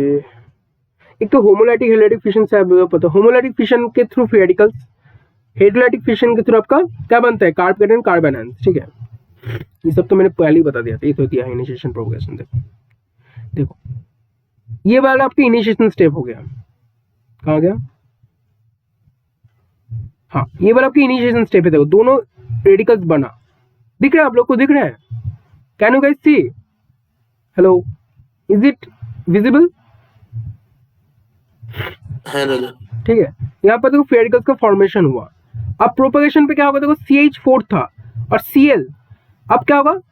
यहाँ से भी एक फ्री रेडिकल्स बना, यहाँ पर भी फ्री रेडिकल्स बना। ये जो दो फ्री रेडिकल्स बना, ये दोनों को हम क्या बोलेंगे? प्रोपगेशन स्टेप हुआ। प्रोपगेशन स्टेप के सेकेंड स्टेज में दोनों के बीच में इंट्रैक्शन होगा, देन आपका CH3Cl बनेगा।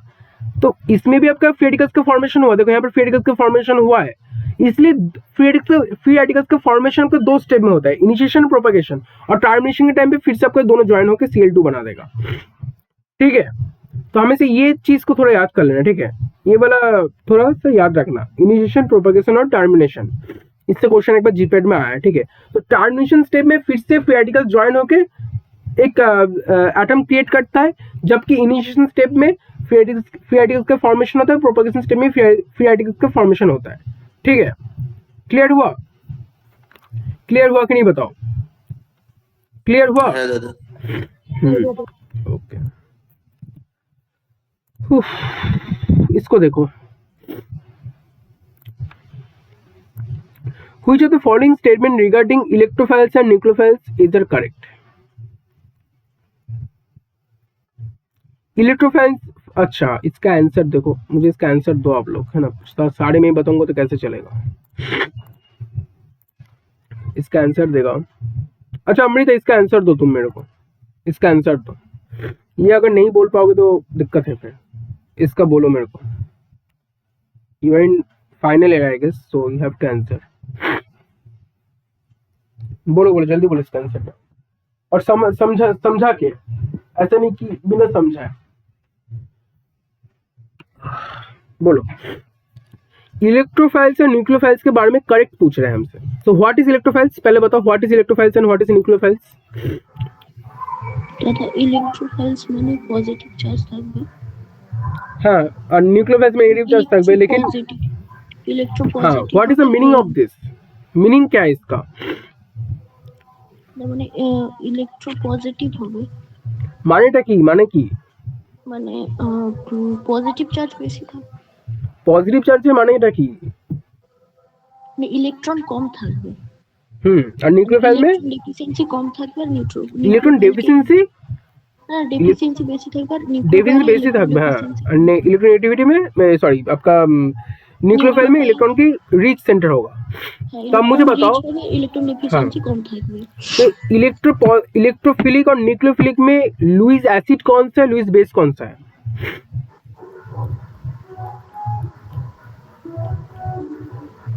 बोलो।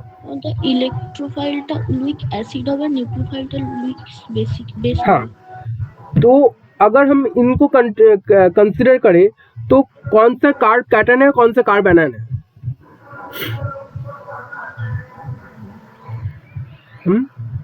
कौन सा कार्ब कैटन है, कौन सा कार्ब एनायन है?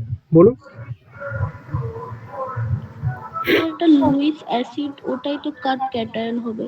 हाँ ठीक আর है, যেটা লুইস বেস ওটাই কার্ব ক্যাটায়ন হবে। हाँ तो अब इसका आंसर दो मेरे को, ये क्वेश्चन का पहला ऑप्शन क्या बोला? Electrophiles are electron deficient species and act Lewis acid, क्या सही है? क्या ये बात सही है? হ্যাঁ দাদা, तो इसका टू ডেফিসিয়েন্সি তো ওর কম থাকবে। हाँ, ডেফিসিয়েন্সি नेक्स्ट देखो। স্পিসিস হবে লুইস हाँ অ্যাসিড হবে। हाँ, charge electrophiles are positively charged species with a central atom having an incomplete octet। incomplete है इसलिए तो इलेक्ट्रॉन डेफिशिएंसी हुआ, इनकम्प्लीट है इसलिए इलेक्ट्रॉन डेफिशिएंट हो गया, इसलिए पॉजिटिव चार्ज आया है ना, तो it is also true. Next, nucleophiles are electron rich species and act Lewis base, क्या सही है? ये बात सही है। হ্যাঁ দাদা। Last, organic compounds with multiple bonds such as alkenes and alkynes can act as nucleophiles। क्या होता है alkynes और alkenes nucleophiles? होता है,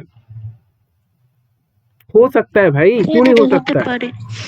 हो सकता है कोई भी स्ट्रक्चर में अल्काइन है जिसके लास्ट में नेगेटिव चार्ज आ गया, एल्किन में भी हो सकता है। तो 4 इज ऑल्सो करेक्ट। सो सारे ऑप्शंस करेक्ट है, ओनली 1 and 2 नहीं, नहीं, नहीं, यस, नहीं, सारे सही होगा। नेक्स्ट,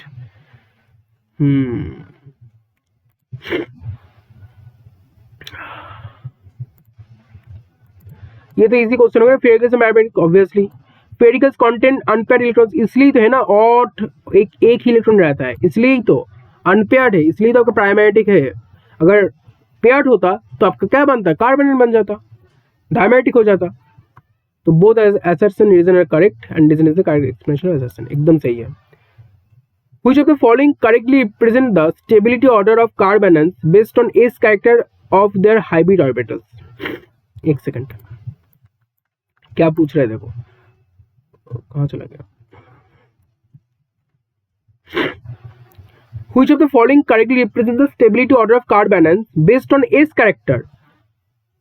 तो ठीक है, अब एक सुनो अच्छे से, मैं वही पूछा था, परसेंटेज ऑफ एस कैरेक्टर जितना ज्यादा इलेक्ट्रोनेगेटिविटी, इसको लिख लो, परसेंटेज ऑफ एस कैरेक्टर जितना ज्यादा, sorry, percentage of S character जितना ज्यादा होगा उतना ज्यादा इलेक्ट्रोनेगेटिविटी, उतना ज्यादा स्टेबिलिटी ऑफ कार्बन, कार्बन का स्टेबिलिटी उतना ज्यादा होगा। इसको थोड़ा लिख लो, इससे क्वेश्चन अभी रिसेंट टाइम पे आ रहा है। तो आप सोचो, ट्रिपल बॉन्ड में सबसे ज्यादा percent S character, then double bond, then आपका सिंगल बॉन्ड। तो ऑब्वियसली बात है कि दिस क्वेश्चन का आंसर बी होगा। समझ आया? समझ आया क्यों परसेंट ऑफ एस कैरेक्टर आपका बढ़ा रहा है कार्बन का स्टेबिलिटी को?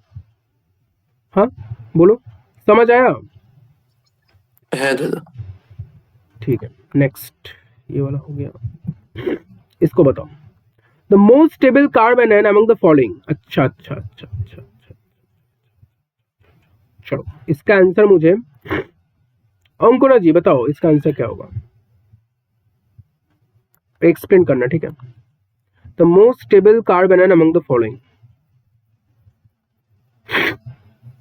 Sir stability of carbon ion minus I এফেক্টের সাথে ডিরেক্টলি প্রপোর্শনাল আর ইনভার্সলি প্রপোর্শনাল প্লাস আই এফেক্টের সাথে। তো প্রথম অপশনে যেমন CH3 বা CH3 CH2 যেগুলো আছে ওগুলো তো সব sir plus I effect show করছে, আর CCO3 তে Cl গ্রুপ 3টে আছে যেটা minus I effect highly show করছে, তাই ওইটাই মানে সবথেকে স্টেবল কার্বন আয়ন হবে। Very good, this is the correct answer. ठीक है, अब मैं अगर आपसे इतना पूछ लिया, चलो एक क्वेश्चन का आंसर मुझे और दो, अगर CF3 माइनस रहा, CL3 माइनस रहा, CBr3 माइनस रहा और CI3 माइनस रहा, अगर इन चारों के बीच में पूछा तो क्या आंसर होता, बोलो?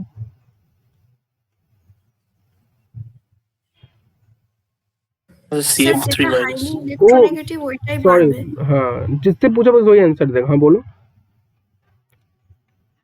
बोलो बोलो। স্যার ইলেক্ট্রোনেগেটিভিটিটা তো যেটার সবথেকে মানে গ্রুপে মানে কম হয়, মানে বড় থেকে ছোট হয় ইলেক্ট্রোনেগেটিভিটিটা, टॉप टू बॉटम कम हो जाता है। हाँ देन, হ্যাঁ, তো ওই হিসেবে তো CF3 বেশি হবে। Yes, CF3 will be highest because उसका इलेक्ट्रोनेगेटिविटी सबसे ज्यादा हो।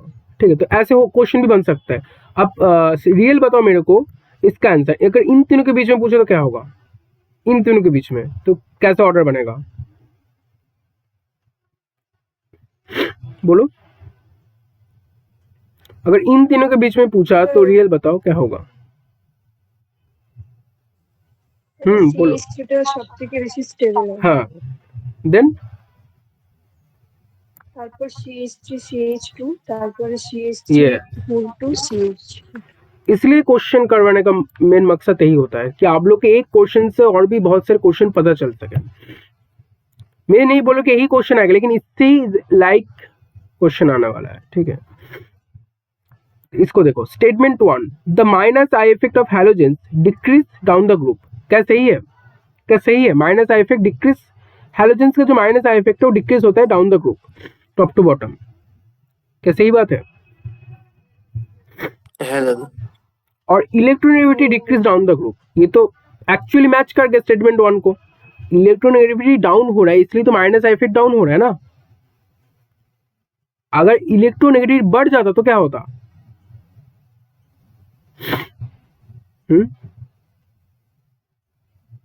क्या होता है তাহলে তো এটা বটম টু টপ হতো, कि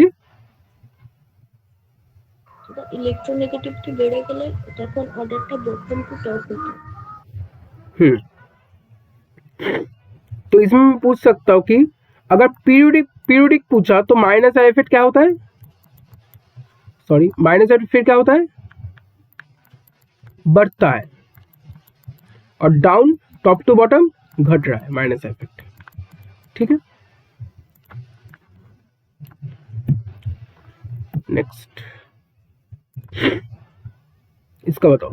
homolytic fission, hydrocarbon will liberate. जब भी होमोलाइटिक होगा तब फ्री रेडिकल्स बनता है, और हेटेरोलाइटिक होगा तो क्या बनेगा? क्या बनेगा हेटेरोलाइटिक होगा तो? कार्बोकैटायन में कार्बन है, आयंस का जनरेशन होगा, कार्ब कैटायन फिर कार्बन का फॉर्मेशन होगा। ठीक है, तो ये वाला क्वेश्चन भी हो गया।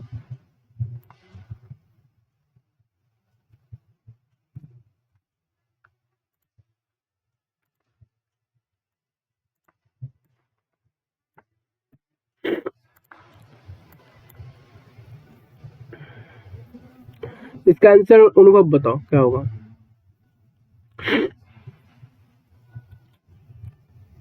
फ्री रेडिकल्स क्या होगा? এটা बोलो।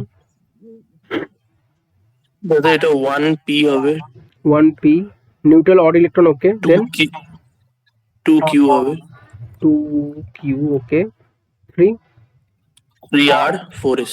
4s 20 electrons. ठीक है, जीरो इंडक्टिव इफेक्ट कौन शो कर रहा है? C6H5 माइनस क्या इफेक्ट शो करेगा?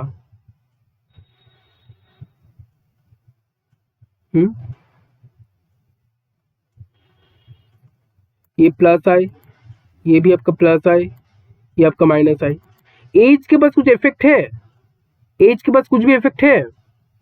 जीरो है इसके पास, तो S will be correct answer. ठीक है, क्लियर हुआ?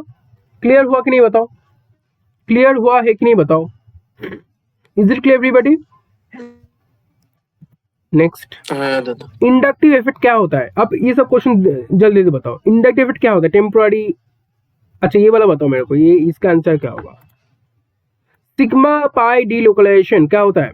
What is this? What is this?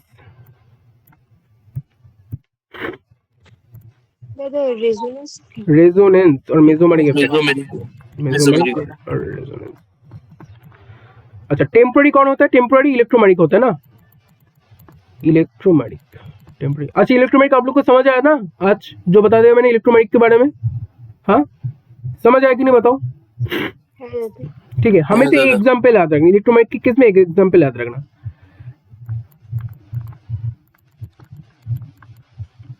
यहाँ पर जब इलेक्ट्रॉन शिफ्ट होगा तो नेगेटिव चार्ज इसमें आएगा, पॉजिटिव चार्ज इसमें जाएगा। ये अगर इलेक्ट्रॉन का शिफ्ट हुआ तो जब भी H प्लस, अगर अटैकिंग रीजन H प्लस है, अगर H प्लस डायरेक्ट आके यहाँ पर ही अटैक कर दिया, जहां पर इलेक्ट्रॉन शिफ्ट हुआ तो अगर वही सेंटर पे जाके अटैक करेगा तो that is plus E effect, और अगर नहीं करेगा तो माइनस ई इफेक्ट। और कहाँ नहीं करता है? जब भी आपका कार्बोनिल कंपाउंड आ जाता है।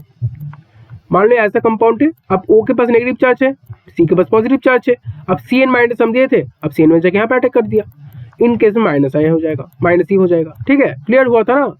बताओ क्लियर हुआ था कि नहीं? बोलो भाई, क्लियर हुआ था कि नहीं? बोलो भाई, जल्दी बोलो। हाँ दादा। अच्छा, तो ये आपका इलेक्ट्रोमैग्नेटिक इफेक्ट हो गया, ये आपका मेसोमेरिक इफेक्ट होगा। प्रेजेंट इन सैचुरेट कंपाउंड, सिर्फ सैचुरेट मतलब सिग्मा बॉन्ड पे कौन प्रेजेंट रहता है? हाइपर कंजुगेशन है ना भाई? बताओ क्या मैं सही बोल रहा हूँ? पिछले साल डबल बॉन्ड एल्किन से पूछा गया था, एल्किन का स्टेबिलिटी ऑर्डर पूछा गया था, उसमें हाइपर कंजुगेशन हम इनकॉर्पोरेट किए थे ना। पिछले साल का क्वेश्चन पेपर देखना, हाइपर कंजुगेशन से क्वेश्चन बना था। ठीक है, इंडक्टिव इफेक्ट क्या होता है? परमानेंट इफेक्ट होता है ना भाई, तो this option will be correct answer. Which of the following can not react as a nucleophile? बताओ इनमें से कौन सा न्यूक्लियोफाइल नहीं हो पाएगा? जिसके पास नेगेटिव चार्ज नहीं है और जिसके पास इलेक्ट्रॉन मतलब लोन पेयर या फिर एक्सेस अमाउंट ऑफ इलेक्ट्रॉन नहीं है। अब पहले ऑप्शन में पॉजिटिव चार्ज आ गया तो ऑब्वियसली ये नहीं हो पाएगा, तो this option will be correct. बाकी देखो NH2 लोन पेयर है, NH लोन पेयर है, N लोन पेयर है, इन सब में हो जाएगा ना, they are all nucleophile but this one is electrophile, so this will be correct answer. ठीक है, नेक्स्ट क्वेश्चन देखो, अ न्यूक्लियोफाइल मस्ट हैव, क्या होगा, ये सब क्वेश्चन जल्दी बोलो, इस सब में ज्यादा टाइम नहीं हम देंगे। न्यूक्लियोफाइल मस्ट हैव क्या होता है न्यूक्लियोफाइल में? Negative charge, negative charge, no positive, positive charge will be electrophile. They have unpaired electrons, unpaired होगा तो क्या होगा, what is the meaning of unpaired, क्या बनेगा? पैरामैग्नेटिक, फ्री रेडिकल बोलो भाई, पैरामैग्नेटिक तो उसका नेचर हो गया। एंड इलेक्ट्रॉन डेफिशिएंट क्या होता है, इलेक्ट्रॉन डेफिशिएंट कौन होता है? इलेक्ट्रोफाइल्स और कार्ब कैटायन और इलेक्ट्रोफाइल, फ्री रेडिकल्स, तीनों ही आपका इलेक्ट्रॉन डेफिशिएंट होता है। ठीक है, अब आप लोग देखो, अब आप लोग ऐसे जगह में आ चुके हो कि आप लोग को पता है कि क्वेश्चन जो आएगा यहाँ से जो क्वेश्चन आप सब कर पाओगे, इतना कॉन्फिडेंस आपका बन जाएगा क्वेश्चंस करने के बाद। Tertiary carbocations are more stable than primary carbocations, क्या सही बात है? क्या सही है? टर्शियरी कार्बोकैटायंस मतलब 3 degree is greater in stability than 1 degree. Actually it is correct because carbocation में जितना ज्यादा अल्फा हाइड्रोजन होगा टर्शियरी में ज्यादा होता है, उतना अच्छा बात है, या फिर जितना ज्यादा प्लस इफेक्ट होगा टर्शियरी में ज्यादा होता है, इसलिए अच्छा बात हो गया। ठीक है, alkyl groups of plus effect, it is actually plus effect के बारे में पूछेगा। हाइपर कंजुगेशन बोलते हैं अल्फा हाइड्रोजन काउंट हो जाता है, 9 अल्फा हाइड्रोजन रहता है आपका इन case of carbocation. Who stabilize the positive charge, obviously बात है ना, पॉजिटिव चार्ज मतलब आपके पास इलेक्ट्रॉन कम है, आपका पैसा कम है, तो जो पैसा ज्यादा देगा आप उसके पास चले जाओगे, जितना ज्यादा पैसा आपको मिलेगा उतना स्टेबल हो जाओगे, सिंपल। तो alkyl group show plus effect, that's why stabilize the positive charge and that is actually correct. तो both assertion and reason are the true and reason is the correct expression of assertion. ठीक है, okay, next बताओ क्या होगा। Which of the following shows plus I effect? Plus I, फिर से देखना, plus आई बोले, माइनस आई नहीं, ये आपका माइनस आई माइनस एम, माइनस आई माइनस एम, ये कौन सा होगा? प्लस आई, ये आपका फिर से माइनस आई। माइनस आई क्यों पता है? C double bond O, O H है। अब इससे जब इलेक्ट्रॉन ले लिया ना, उसके पास नेगेटिव चार्ज आ गया तो इसके पास पॉजिटिव चार्ज आएगा ना, तो ये वाला पार्ट आपका लिंक्ड होता है आपका कोई भी स्ट्रक्चर के साथ, that's it is showing plus I effect, sorry minus M. Plus मतलब पॉजिटिव चार्ज, इलेक्ट्रॉन डेफिशिएंसी आ गया, तो डेफिशिएंसी मतलब इलेक्ट्रॉन विथड्रॉ करने की कोशिश कर खुद को स्टेबल करने के लिए, that's it is showing minus I, electron withdrawing capability, that's why it is minus I effect. Plus I आपका CH3 के पास है, तो this will be correct answer. ठीक है, क्लियर हुआ? क्लियर हुआ? क्लियर हुआ? नेक्स्ट देखो,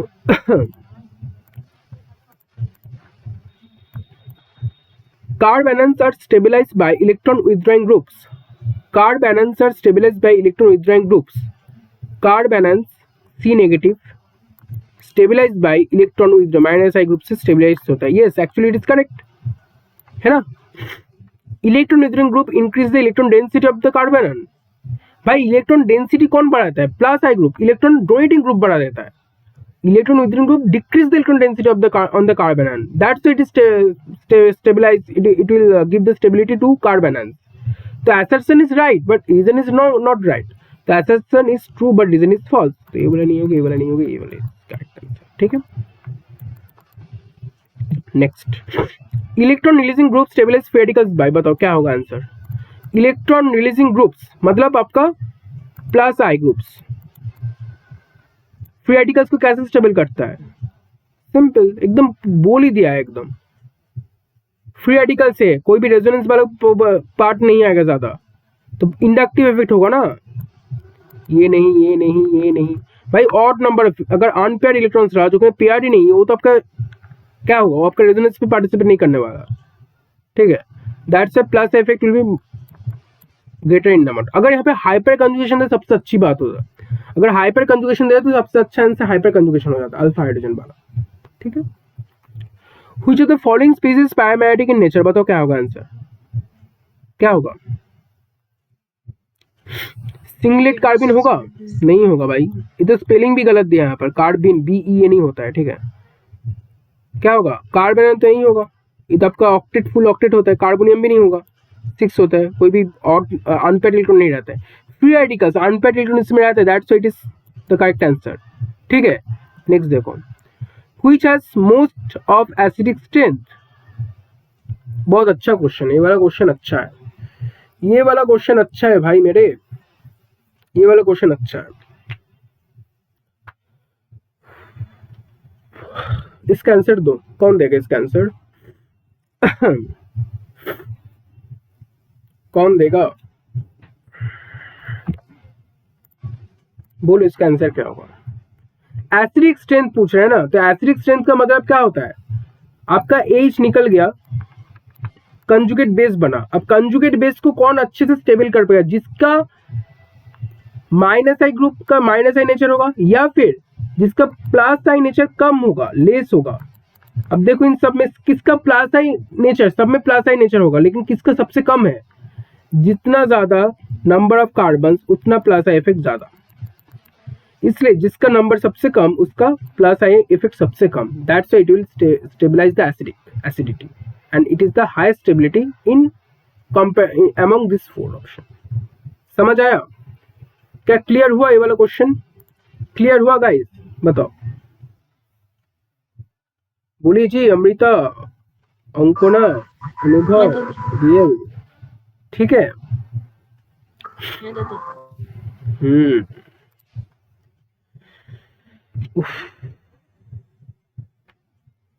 इसको बताओ, alkyl group in Grignard reagent serve as, क्या होता है एल्काइल ग्रुप, मतलब आपका RMgX के बारे में पूछ रहा है, ये वाला कोई ग्रिग्नर रिएजेंट होता है। तो क्या होता है, सिर्फ ग्रिग्नर रिएजेंट पे ही जो R ग्रुप होता है, एल्काइल ग्रुप होता है, वो न्यूक्लियोफाइल की तरह काम करता है, कार्ब आयन की तरह काम करता है। ठीक है, R नेगेटिव होता है, मेटल, ये वाला मेटल पोर्शन है, तो एक बार इलेक्ट्रॉन शेयर कर देता है, R खींच लेते इलेक्ट्रॉन को। तो क्या होता है, आपका कार्बिन नहीं होगा, फ्री रेडिकल्स नहीं होगा, कार्ब कैटन पॉजिटिव चार्ज वाला बोलते हैं, ये भी नहीं होगा, तो कार्ब एनायन होगा ना। और एरोमेटिक दे दिया भाई, तो एरोमेटिक दे दिया था, ये तो एकदम गलत है, कार्ब एनायन होगा ना।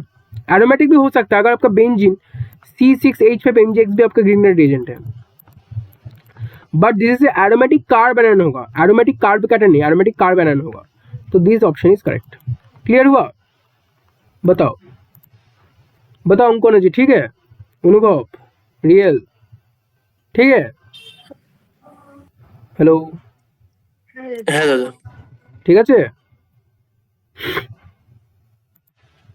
कहाँ चला गया, next, which intermediate is involve in SN1 reaction. अच्छा, SN1 के बारे में कुछ पता है आप लोग को, क्या होता है SN1 में, जो इलेक्ट्रॉन जो आपका लिविंग ग्रुप होगा वो निकलेगा, तो क्या बनता था, Cl नेगेटिव निकल जाता था, तो क्या होता था, पॉजिटिव चार्ज क्रिएट होता था, तो कार्ब कैटन का जनरेशन होता था। कार्ब कैटन होगा तो क्या बनेगा, रीअरेंजमेंट होगा। तो कार्ब कैटन किस किस में बनता था, बताओ, कौन से रिएक्शन मैकेनिज्म्स पे कार्ब कैटन का फॉर्मेशन होता था, अमृता बताओ।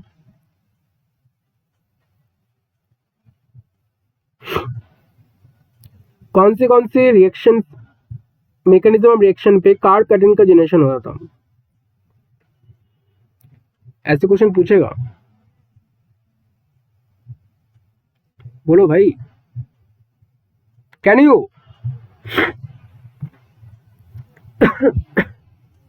One second,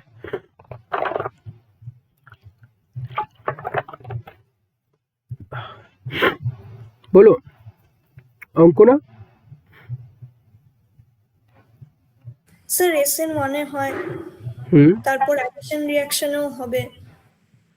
addition reaction, addition मतलब electrophilic addition, Markovnikov, radical addition, anti Markovnikov. तो क्या होता है, H+Br- ऐड होता था, होता है, राइट, होता है, बहुत बढ़िया। देन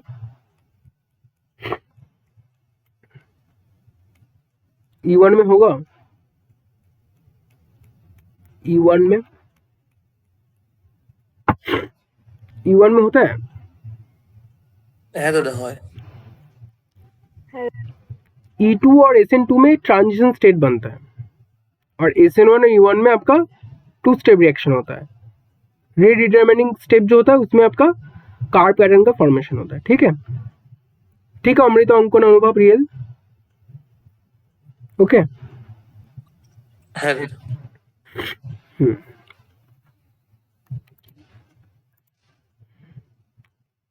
तो क्या होगा, कार्ब कैटायन का फॉर्मेशन होगा।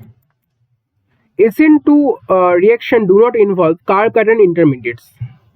एक्चुअली इसका एक ट्रांजिशन स्टेट होता है ना, ट्रांजिशन स्टेट में कैसे आपका इंटरमीडिएट बनेगा, ट्रांजिशन स्टेट बनता है ना, तो इंटरमीडिएट का फॉर्मेशन नहीं होता है। S N two reaction proceed with single step, obviously single step से बनता है। तो बोथ assertion reason is correct, but yes, reason is the correct explanation of assertion, right। और इसीलिए ना सिंगल स्टेप है, इसलिए ट्रांजिशन स्टेट के थ्रू आपका रिएक्शन कंप्लीट होता है। तो ऑब्वियसली assertion reason दोनों ही करेक्ट है। नेक्स्ट देखो, ये आपका सब्स्टिट्यूशन रिएक्शन का पार्ट हो गया क्या, कहां से आ गया भाई।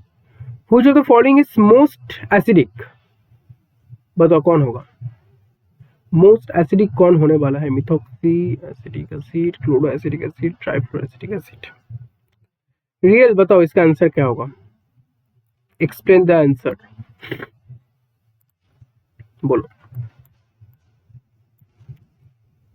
মিথক্সি, মিথক্সি অ্যাসিডে তো প্লাস এম থাকছে, তাহলে ওটা তো অ্যাসিডিক হবে না, কারণ প্লাস এম আর প্লাস আই অ্যাসিডিটিটাকে কম করে দেয়। আর অ্যাসিডিক বাদ দিলে ক্লোরো অ্যাসিটিক অ্যাসিড থাকছে, সেটা হবে, কিন্তু তার থেকে ট্রাইফ্লুরো অ্যাসিটিক অ্যাসিড বেশি হবে, কারণ সেটা ইলেকট্রোনেগেটিভ, মানে ওটা বেশি ইলেকট্রোনেগেটিভ, মাইনাস আই ইফেক্টটা ওটার বেশি, তো তার জন্য minus I effect is large, that's why. ठीक है, next, inductive effect decrease with distance and it operates with through space. क्या स्पेस में कभी ऑपरेट होता है inductive effect? Inductive effect decrease with distance, ये बात तो सही है ना, मैंने पहले बोला डिस्टेंस जितना बढ़ेगा इंडक्टिव इफेक्ट उतना घट जाएगा, ये तो सही है। बट स्पेस में क्या होता है, स्पेस में तो आपका आइसोमरिज्म चलता है, स्टेरियोकेमिकल आइसोमरिज्म चलता है, स्पेस में इंडक्टिव इफेक्ट का क्या रोल है ना, बोलो, है ना, बोलो भाई, आई एम राइट। হ্যাঁ দাদা। सो assertion is true but reason is false। ठीक है, नेक्स्ट, कितने क्वेश्चन है, खत्म ही नहीं हो रहा है। अच्छा, और कुछ ही बस 5 है और। The order of decreasing energy of the anion, बताओ order of decreasing energy of anion क्या होगा। देखो देखो, सोचो सोचो सोचो, रुको रुको थोड़ा, एनर्जी डिक्रीज करना है हमें, एनर्जी डिक्रीज होगा यानी कि स्टेबिलिटी इंक्रीज होगा,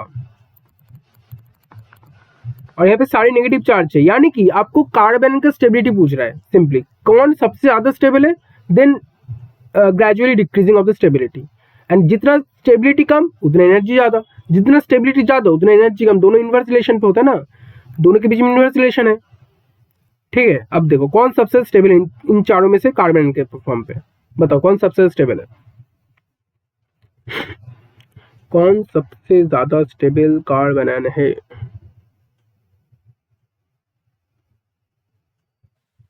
दादा मिथाइलটা হবে, मिथाइल होगा, यानी कि 4 सबसे पहले आना चाहिए इन टर्म्स ऑफ एनर्जी भी, तो सॉरी इन सब स्टेबिलिटी, स्टेबिलिटी में 4 सबसे पहले, देन आपका क्या आएगा, देन 3, देन 2 एंड अल्टीमेटली 1।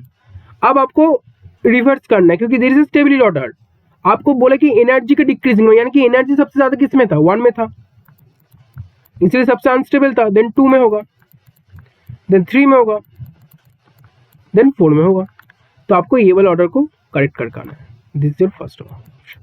ये नहीं होगा, ये नहीं होगा, ये वाला तो आपका स्टेबिलिटी का ऑर्डर होगा ना, ये वाला का स्टेबिलिटी, इसका रिवर्स करना था।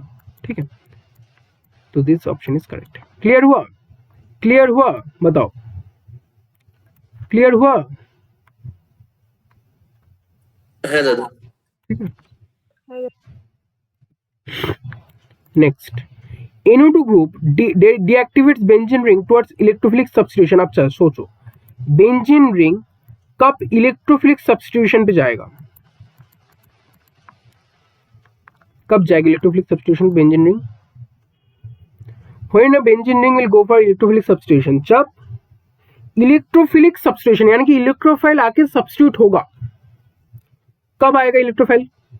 इलेक्ट्रोफाइल यानी कि एक गरीब है, हाँ, इलेक्ट्रॉन डेफिशिएंसी है उसके पास, तो इलेक्ट्रॉन रिच सेंटर पे जाकर अटैक करेगा, तभी इलेक्ट्रोफिलिक सब्स्टिट्यूशन रिएक्शन होगा।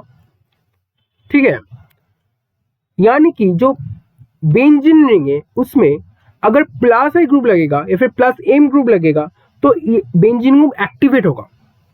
अच्छा, मान के चलो आपके पास, आपको डोनेट करना है पैसा गरीब के पास, गरीब में, अब आपके पास गरीब आया, आप कब पैसे डोनेट कर पाए? जब आपके पास पैसे, जो फंडिंग होगा अच्छा होगा।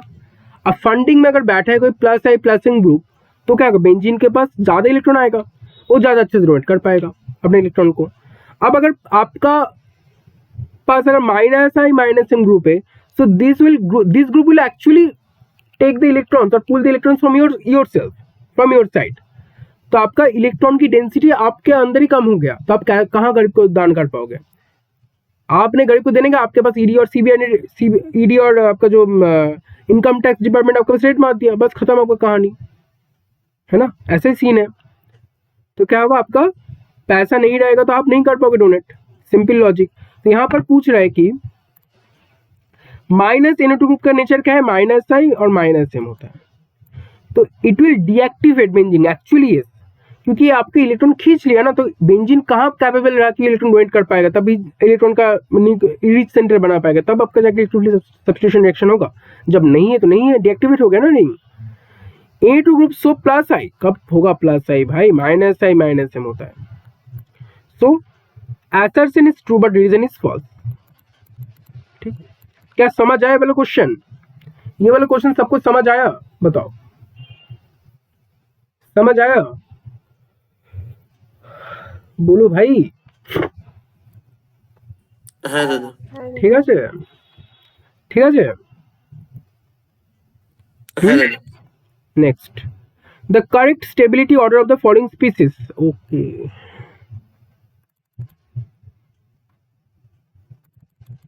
बताओ क्या होगा?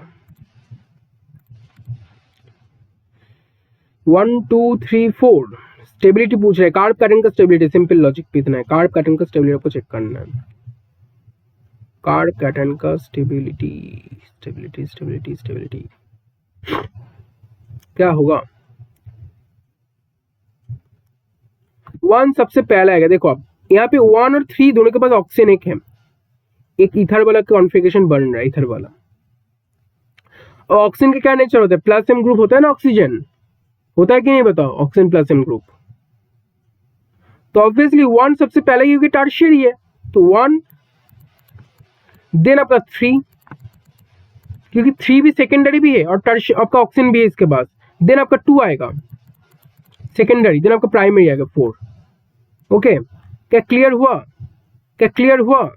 तो option 4 will be correct answer, 1 3 then 2 4। Clear हुआ कि नहीं बताओ? क्लियर हुआ है कि नहीं बताओ? बोलो भाई। হ্যাঁ দাদা। Next, assertion, fluorine shows stronger minus I effect than chlorine, FClBrI। yes, fluorine का माइनस इफेक्ट शो होगा क्योंकि top to bottom electronegativity will decrease, तो fluorine in higher position than chlorine, so fluorine has more electronegativity than chlorine, so fluorine का minus effect ज्यादा हो chlorine से। ठीक है, assertion सही है। fluorine is larger in size than chlorine, larger होता है, लार्जर होता है क्या? टॉप टू बॉटम,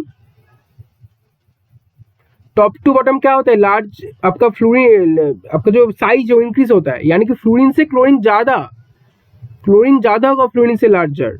तो क्या बात सही हुआ? रीजन सही है।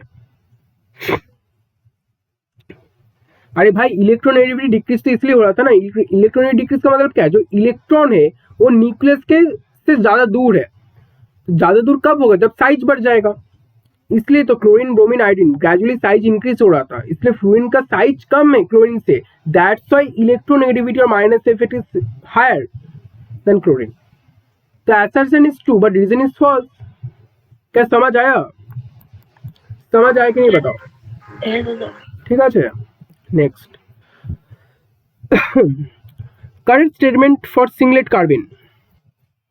करेक्ट स्टेटमेंट बोले सिंगलेट कार्बिन के, सिंगलेट सिंगलेट सिंगलेट यानी कि जो अनपेयर्ड इलेक्ट्रॉन जो इलेक्ट्रॉन से लोन पेयर है वो आपका पेयर्ड है एक ही ऑर्बिटल पे, ठीक है।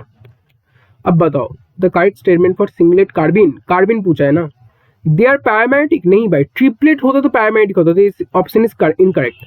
ट्रिपलेट होना था इसको, तब आपका पैरामेटिक होता ट्रिपलेट। दे आर sp3 नहीं, sp2 होता अगर ट्रिपलेट होता, sp होगा क्योंकि आपका सिंगलेट है, सॉरी sp2 होगा सिंगलेट है, sp होता अगर ट्रिपलेट होता। तो ट्रिपलेट के केस में sp, क्योंकि यहाँ पर sp आपका सिंगलेट है तो sp2। देयर स्टेबल कंपाउंड कभी स्टेबल, इंटरमीडिएट कब स्टेबल होगा, इंटरमीडिएट कभी स्टेबल होता है, आप लोग बताओ, आप लोग लॉजिक बताओ मेरे को, इंटरमीडिएट कभी स्टेबल होता है, एप्टीट्यूड नॉलेज है। इंटरमीडिएट में बीच में बन रहा है, कभी स्टेबल होगा, कभी स्टेबल होगा इंटरमीडिएट, नहीं होगा। They are electron deficient, obviously बात है क्योंकि ऑक्टेट फुलफिल नहीं है इसके पास, तो इलेक्ट्रॉन डेफिशिएंसी इसके पास है, तो दिस ऑप्शन इज करेक्ट, बाकी 3 ऑप्शन इज इनकरेक्ट। क्लियर हुआ? ये वाला क्वेश्चन क्लियर हुआ सबको? ये वाला क्वेश्चन सबको क्लियर हुआ? चलो खत्म, इंटरमीडिएट वाला पोर्शन आपका खत्म हो गया। बताओ कोई भी दिक्कत है तो, डाउट है तो बताओ मेरे को। If have any doubt, any doubt? Amrita, any doubt?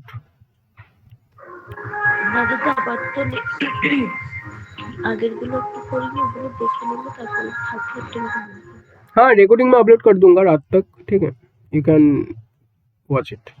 अंकुना जी बताइए कोई डाउट है? ना सर। अनुभव? ना दादा। रियल? अच्छा आप लोग को हेल्प हो रहा है ना, जो पढ़ा है, मैं अपने बारे में पूछ रहा हूँ। दो topics I have already discuss with you, it is helping you और नॉट? आप लोग को हेल्प कर रहा है कि नहीं? जैसे मैं पढ़ा है वैसे कॉन्सेप्ट काम आ रहा है आप लोग का मॉक टेस्ट में? आई एम टॉकिंग अबाउट दूसरे इंस्टीट्यूट का मॉक टेस्ट, ठीक है, नॉट फॉर अस। दूसरे जो भी इंस्टीट्यूट से मॉक टेस्ट दे रहे हैं, आप लोग को मदद मिल रहा है ना? कॉन्फिडेंस आ रहा है आप लोग को क्वेश्चन सॉल्विंग पे? बोलो बोलो।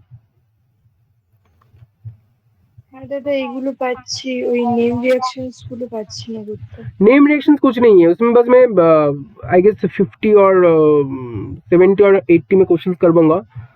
आपको नेम रिएक्शंस में थोड़ा सा याद आना पड़ेगा। आपको नेम रिएक्शंस वही कि थोड़ा सा आपको क्या बोल सकता हूँ मैं, थोड़ा सा इमेजिन करना पड़ेगा कि जो पढ़े तो हमको इमेजिन आ रहा है कि नहीं, वैसे सोचना पड़ेगा थोड़ा, ठीक है। कुछ ट्रिक्स मैंने दिया तो उस ट्रिक्स का यूज करना पड़ेगा, बाकी तो हो जाएगा। Name reactions give you not so much tough, question solving करेंगे तो हो जाएगा आपको। जैसे नेम रिएक्शन जब मैं करवाऊंगा तभी मैंने पूरा एकदम डिटेल में नहीं बताने वाला हूँ मैकेनिज्म वगैरह, आपको मैं बता दूंगा कि हाँ आप कैसे याद रख पाओगे ये वाले नेम रिएक्शन का आंसर ये होने वाला है।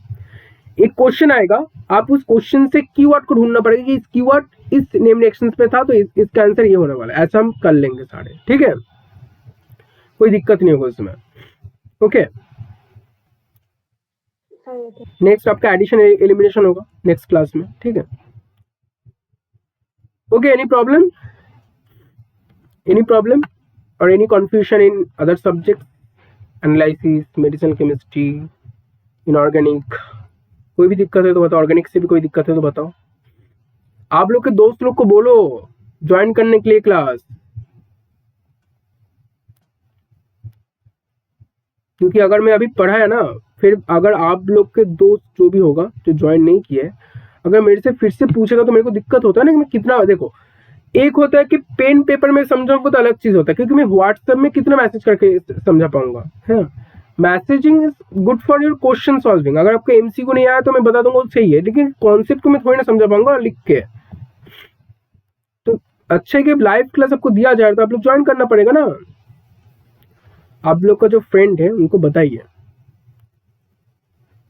क्योंकि मैं लार्ज कॉन्सेप्ट में, देखो मैं इसलिए क्वेश्चंस में इतना डिप में बना रहा हूँ, मतलब इतना डिप क्वेश्चंस में लेकर आ रहा हूँ कि आपका कोई भी पोर्शन ना छूटे, मतलब आपका उस एरिया से कोई भी क्वेश्चन आपके पास आए तो आप कर पाओ, ऐसे बना रहा हूँ मैं, ऐसे क्वेश्चंस लेकर आ रहा हूँ। तो अगर ऐसे क्वेश्चंस आप लाइव नहीं अटेंड करोगे तो कैसे बनेगा? अभी आपका डाउट होगा तो अब मैं सॉल्व कर पाऊंगा, अभी फिर से आप 1-2 दिन बाद मेरे को ये डाउट बहुत नहीं हो पाएगा ना भाई, ऐसे थोड़ी ना होता है, ठीक है, कोई दिक्कत नहीं है, बताना आप लोग को जो भी कांटेक्ट में होगा, ठीक है। ओके, ठीक है। और एनी प्रॉब्लम